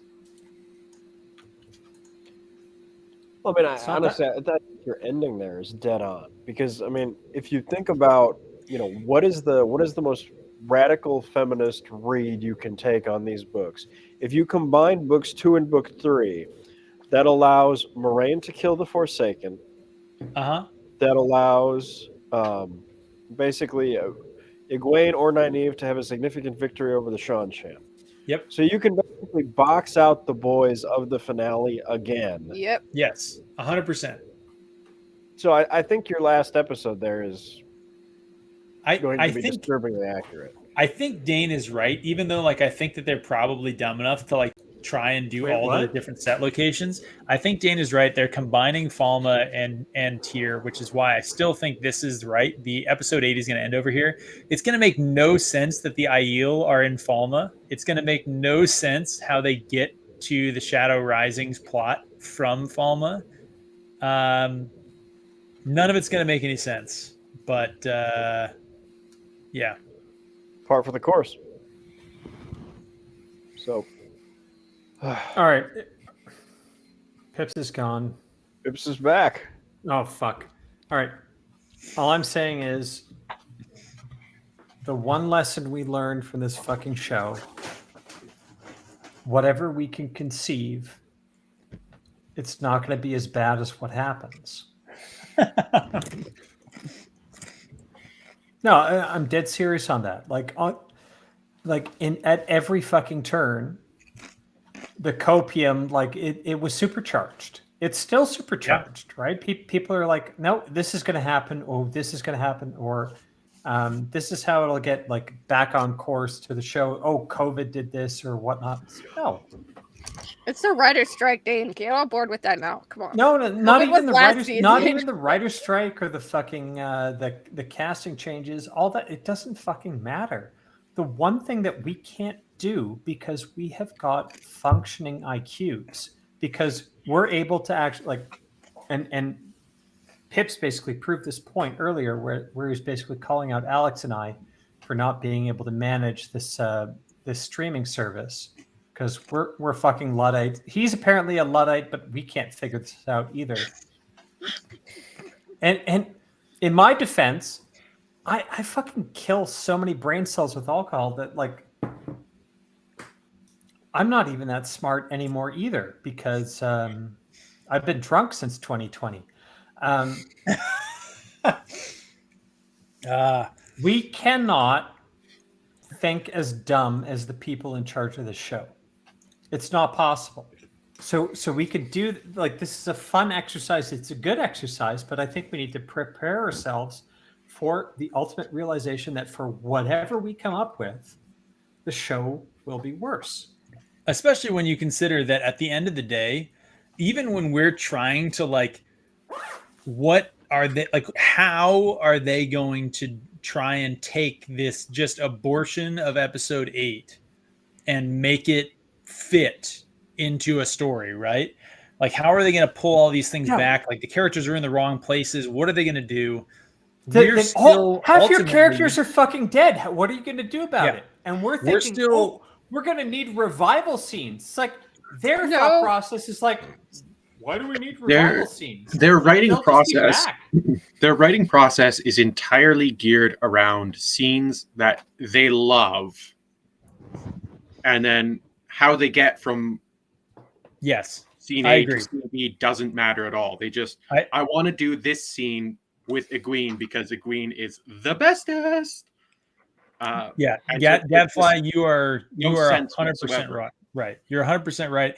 It's honestly that is my explanation for fans that like the show, is that they are consuming the show as if it is a series of TikTok shorts, where like there's a 30-second dialogue between two characters, and they're like, "Oh my gosh, did you see that? Like Lan and Nynaeve?" And it doesn't matter that it didn't make any narrative sense. They are seeing that scene. They're inserting it into their headcanon 7 books later, and they're just saying, "Oh, I got to see that scene, and I loved it so much." And they're doing exactly what you said, Gadfly. But the point I was gonna say was that at the end of the day, when we're talking about this, we're still going back to what happens in the books and how do they navigate through like trying to get events from the books. And at the end of the day, they're not doing events from the books, which means we will not be able to predict what they're doing because it's not going to be based on Robert Jordan's story. Like so much of the let's just do a brief kind of look here at what they have on this, right? So let's see. let's see, Rand doing stuff. Let's see, Moraine and Land find Rand. Avienda and Perrin fight the White Cloaks. Hopper is killed by the White Cloaks with Avienda. Sure, why not? Accepted testing for all three of the girls, because obviously. Egwene meets Sylvie. Sure, why would that be in the freaking show? Like, gosh. The White Cloaks build up an Almouth Plain. Yep, that's gonna put that in episode 4, I guess, over here. Land's gonna fight multiple Murdral in episode 5 for some reason. Egwene is going to be captured by the Shan-Chan. Matt is going to go rescue Egwene, Elaine, and Nynaeve with Bail Doman and Tom. What? Min is captured by the Shan-Chan separately from up here. Obviously, she's just doing her own thing. Rand uses a waygate to travel to Falma. Sure. Leandrin takes the girls through the ways. I mean, okay, maybe their stuff's not I'll give them the benefit. Their stuff is not in order. So like Leandrin takes the girls away, obviously up here before they get captured. Okay, that's fine. Turok gets introduced over here. Oh my gosh. You can't tell me they're not getting this stuff fed to them. Padden Fane walks through a castle. Pip, stop. You're giving me HIV. Come on. You don't want to talk about how Loyal arrives in Falma and Avienda meets the maidens, or Rand. This is really interesting because they're so random and they have absolutely nothing to do with the books at all. So I am kind of thinking that they probably have. This is something that they know.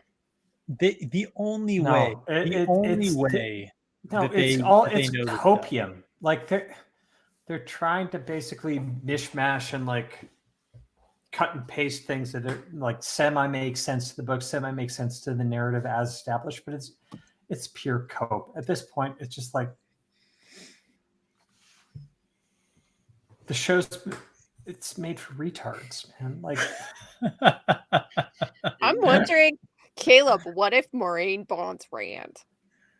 Oh gosh. I mean, that would be the explanation for why she sticks around for the entire show. She's imagine the casting announcement for Cadswain, right, is just a lie. That Cadswain is just deleted from the story and Moraine is just gonna be there the whole time.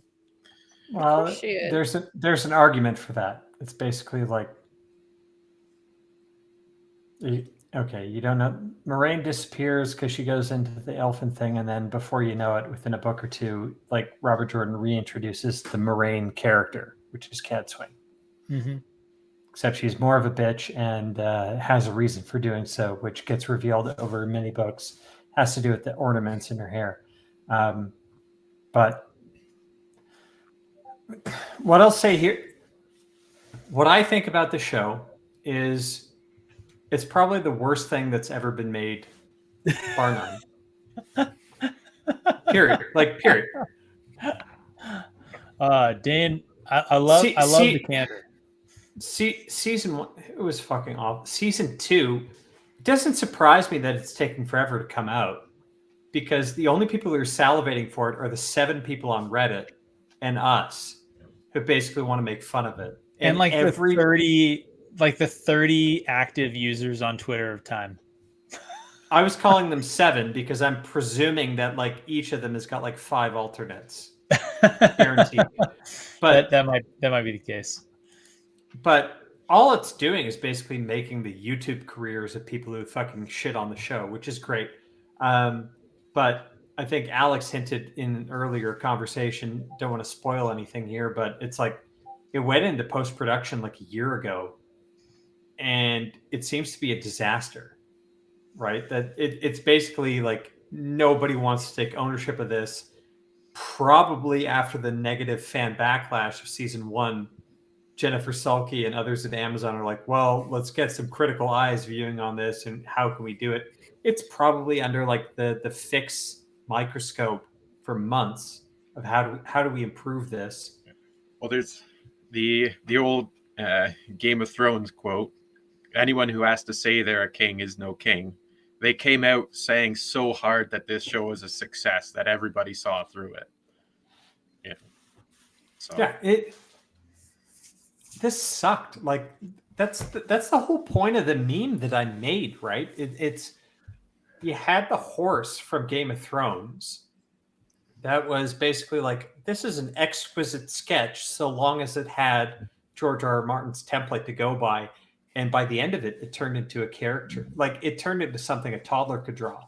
And that's honestly what the final seasons of Game of Thrones was.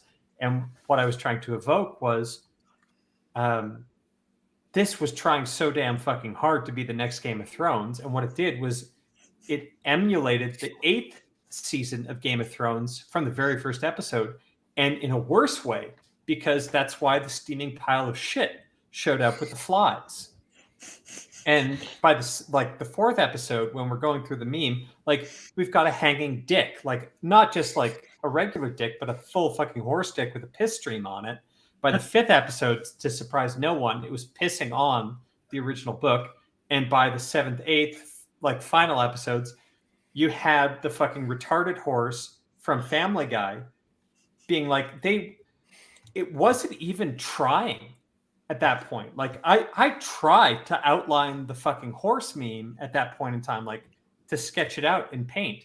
But the final episodes is the easiest thing for me to draw, because I basically just cut and pasted the retarded horse, Control F, Control C or whatever, Control C to cut, Control F to paste, like V. It was on there in like half a second, and I had it done. The final 2 episodes of that, it was the easiest. It might look sophisticated, but that's only because you're retarded. This was the easiest fucking part of me to basically do, because I stole something from something else, and it was dumb. And then I called it Bella and gave it a fucking arrow.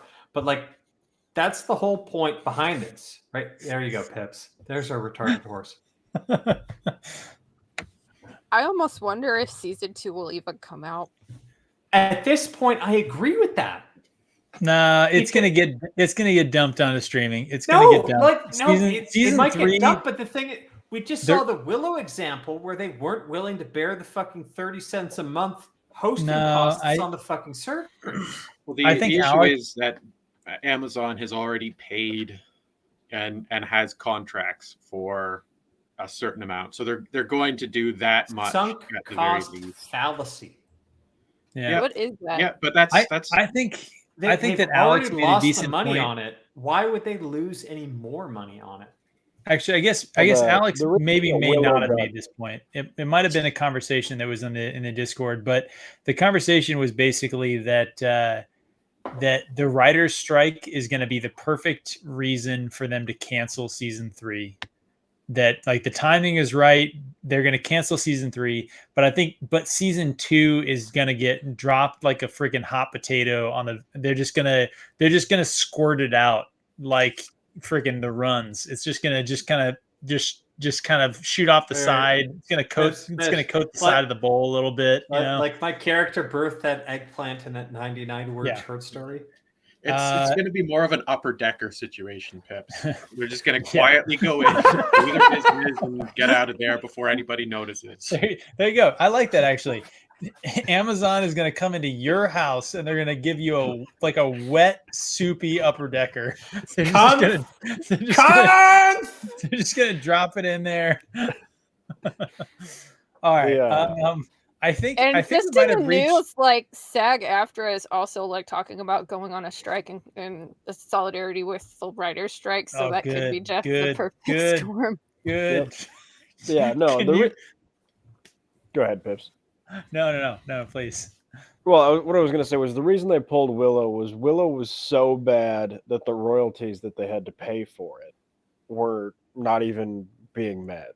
So it was below like their minimum royalty threshold level. So the royalty that they earned from it was in excess of the cost of maintaining it on the server? Or is it the other way around, where it's like they had to pay somebody? So the royalties that everybody gets paid on the streaming is relative to the number of subscribers that the service has. So by pulling Willow from the service, they no longer have to pay the writers, the actors, the producers, whatever, for their minuscule amount of the royalty money that comes from Disney Plus. That's like 2 or 3%. It's less than that. It's at 0.01%, probably even lower than that. Could you imagine being the analyst at Disney that had to run this math? Oh yeah. If you think there are 1,000 shows on Disney Plus and you have, your royal, right? It's crazy. But so that, I mean, only shows that are really truly well and busted would get pulled. And even that's going to change when they come up with the new CBA for the. Are we entering a situation where the financial pen pushers are going to be the saviors of fantasy and science fiction? I hope so. I think it's getting to that. Yeah. Wow. I mean, it might even just be knock the fuck off. Stop making expensive shit. Amazon still has like Rings of Power to deal with too, and I think I think they would abandon like Wheel of Prime, like to focus on. What do you guys think? More. What do you guys think here? Would that actually be a net positive for the fantasy sci-fi genres if they just were like, you know what, like $100 million for an entire series run is your guys' cap? Like costs need to come down like massively. Like if we got saved by the spreadsheet, guys, that would be awesome revenge. So I'm honestly coinciding the golden age of television where we're like talking about long form serial entertainment. Battlestar Galactica was a great one to begin with. I'd like to say 24 in the first 2 seasons was pretty good as far as serialization goes. Breaking Bad, probably one of the better ones. Sopranos, obviously the impetus for it all. Put that in the financial record timeline, like where interest rates were at. I don't think it's a surprise since like 2010 that nothing good has come out because money's been free. No one had to make a profit. You could just borrow more and burn it. And industry upon industry has basically been built upon that predicate. I think higher interest rates is probably a good thing. And I think people losing their jobs is a very good thing, especially everybody who's on fucking strike. And no one gives a shit because everybody hates what you make. So stay on strike, starve to death, go fuck yourself. That's all I got to say. Do we want to end the stream on that? I think that might great be place to end. Well said. Beautifully put. So I think guys, we had some fun. We had some brain damage occurred.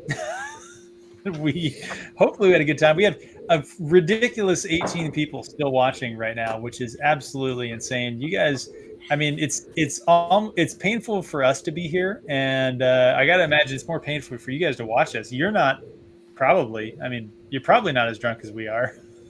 Wait, am I one of the people watching? I'm one of the people watching. So no, my iPad went into sleep mode. So how many are we at now? Okay, there's like 10 people watching. You know what? Give it to me. Goodness, just let me have this, Dane. Yep. But hey, it's been fun. I don't know. I guess here we'll finish like we normally do. Lady B, are you gonna be doing anything on your channel anytime soon? No, I'm kind of like on a hiatus until about like July probably, or the end of June. You're still on kind of semi-weekly stuff on Zach's channel, right? Yeah, I'm on Zach's show every Wednesday for What's Good, and we like talking about that. And anything I can hop onto, it's just I'm really busy right now with stuff in my personal life that I'm trying to juggle so I can stream more in the summer. So yeah. All right, well, sweet. Go check out Lady Balefire's channel. Go check out Zach's on Wednesdays, the What's Good stream. And give one or both of them a sub. If you're here and you're not subscribed to them, you should. And if you're not subscribed to us, you should subscribe to us too. Yeah, they're both bigger than ours. Book club. They are both bigger than us. That's true. Gadfly, we're trying to convince you to make a YouTube channel, but I don't think you have one yet, do you, sir? Not yet, but I do have some scripts I'm working on for videos that I'm going to put up. Well, I should let you know that I forced Lady B into making her own YouTube channel, and she has more subscribers than we do. So I have an eye for talent. So you should definitely make a channel and get those subs going. Yeah, we need to nerd out on stuff together. He has an eye for talent, but he still hangs out with Alex and I. Oh, Alex has plenty of talent. I've seen the Perrin video. It's done today, isn't it, Alex? The Perrin video is going to be so good. Dane's going to do a video about how much he hates Dungeons and Dragons. It's going to be fantastic. No, I look forward to seeing I'll do it. Alex's thumbnail. I'm going to work on that after this stream. It'll be good. And let's see. The questioners, they're in the chat here. They had Gadfly Fiction on talking about his conference, about kind of medieval history, literature. They talked about Tolkien, all sorts of good stuff. So check him out there until he makes his own channel. And then everybody else, like Sven said, we're doing the Lord of the Rings read along. We're covering the last 5 chapters of the Two Towers tomorrow at I guess normal time, 1 p.m. Eastern. So we'll be looking forward to having some of you guys there talking about Lord of the Rings. For everyone who hasn't been reading along, all like 12 of you, and maybe we'll see this before we do this tomorrow, all 6 of you. It's actually one of the shortest sections of Lord of the Rings, right? It's only like 80 pages. It was short, yeah. But holy crap, what I have, just as a teaser, like, it's a very heavy part of that book. Like, everybody who reads through that section, like, it's weighty. It's got a lot of depth to it. It's got a lot of weight to it. The choices of Samwise, great chapter. Oh my god, yeah, that was so just good. The emotion, the tension, the build-up, everything about it, like every word you have to digest. It's not frivolous in any sense. That's what struck me more than anything. It's the shortest section, but it feels like the longest of Lord of the Rings so far. But I'll leave it at that. All right. Well, hey, thanks to everybody who's made it through the stream with us. Thanks to all of our Discord members, YouTube subscribers, people who support us on Subscribestar. You guys are awesome. We appreciate the help. You guys make this possible and make it always fun for us to hang out with you guys in the chat, have you on the panel, everything else. Lady B, thanks for coming on, Gadfly Fiction, and to Steve and our great guest, Ozzy. Thank you guys for being on with us earlier. If you come back and watch this, which you won't. But Gadfly, wait. Hold up your bottle of whiskey. How far did you get?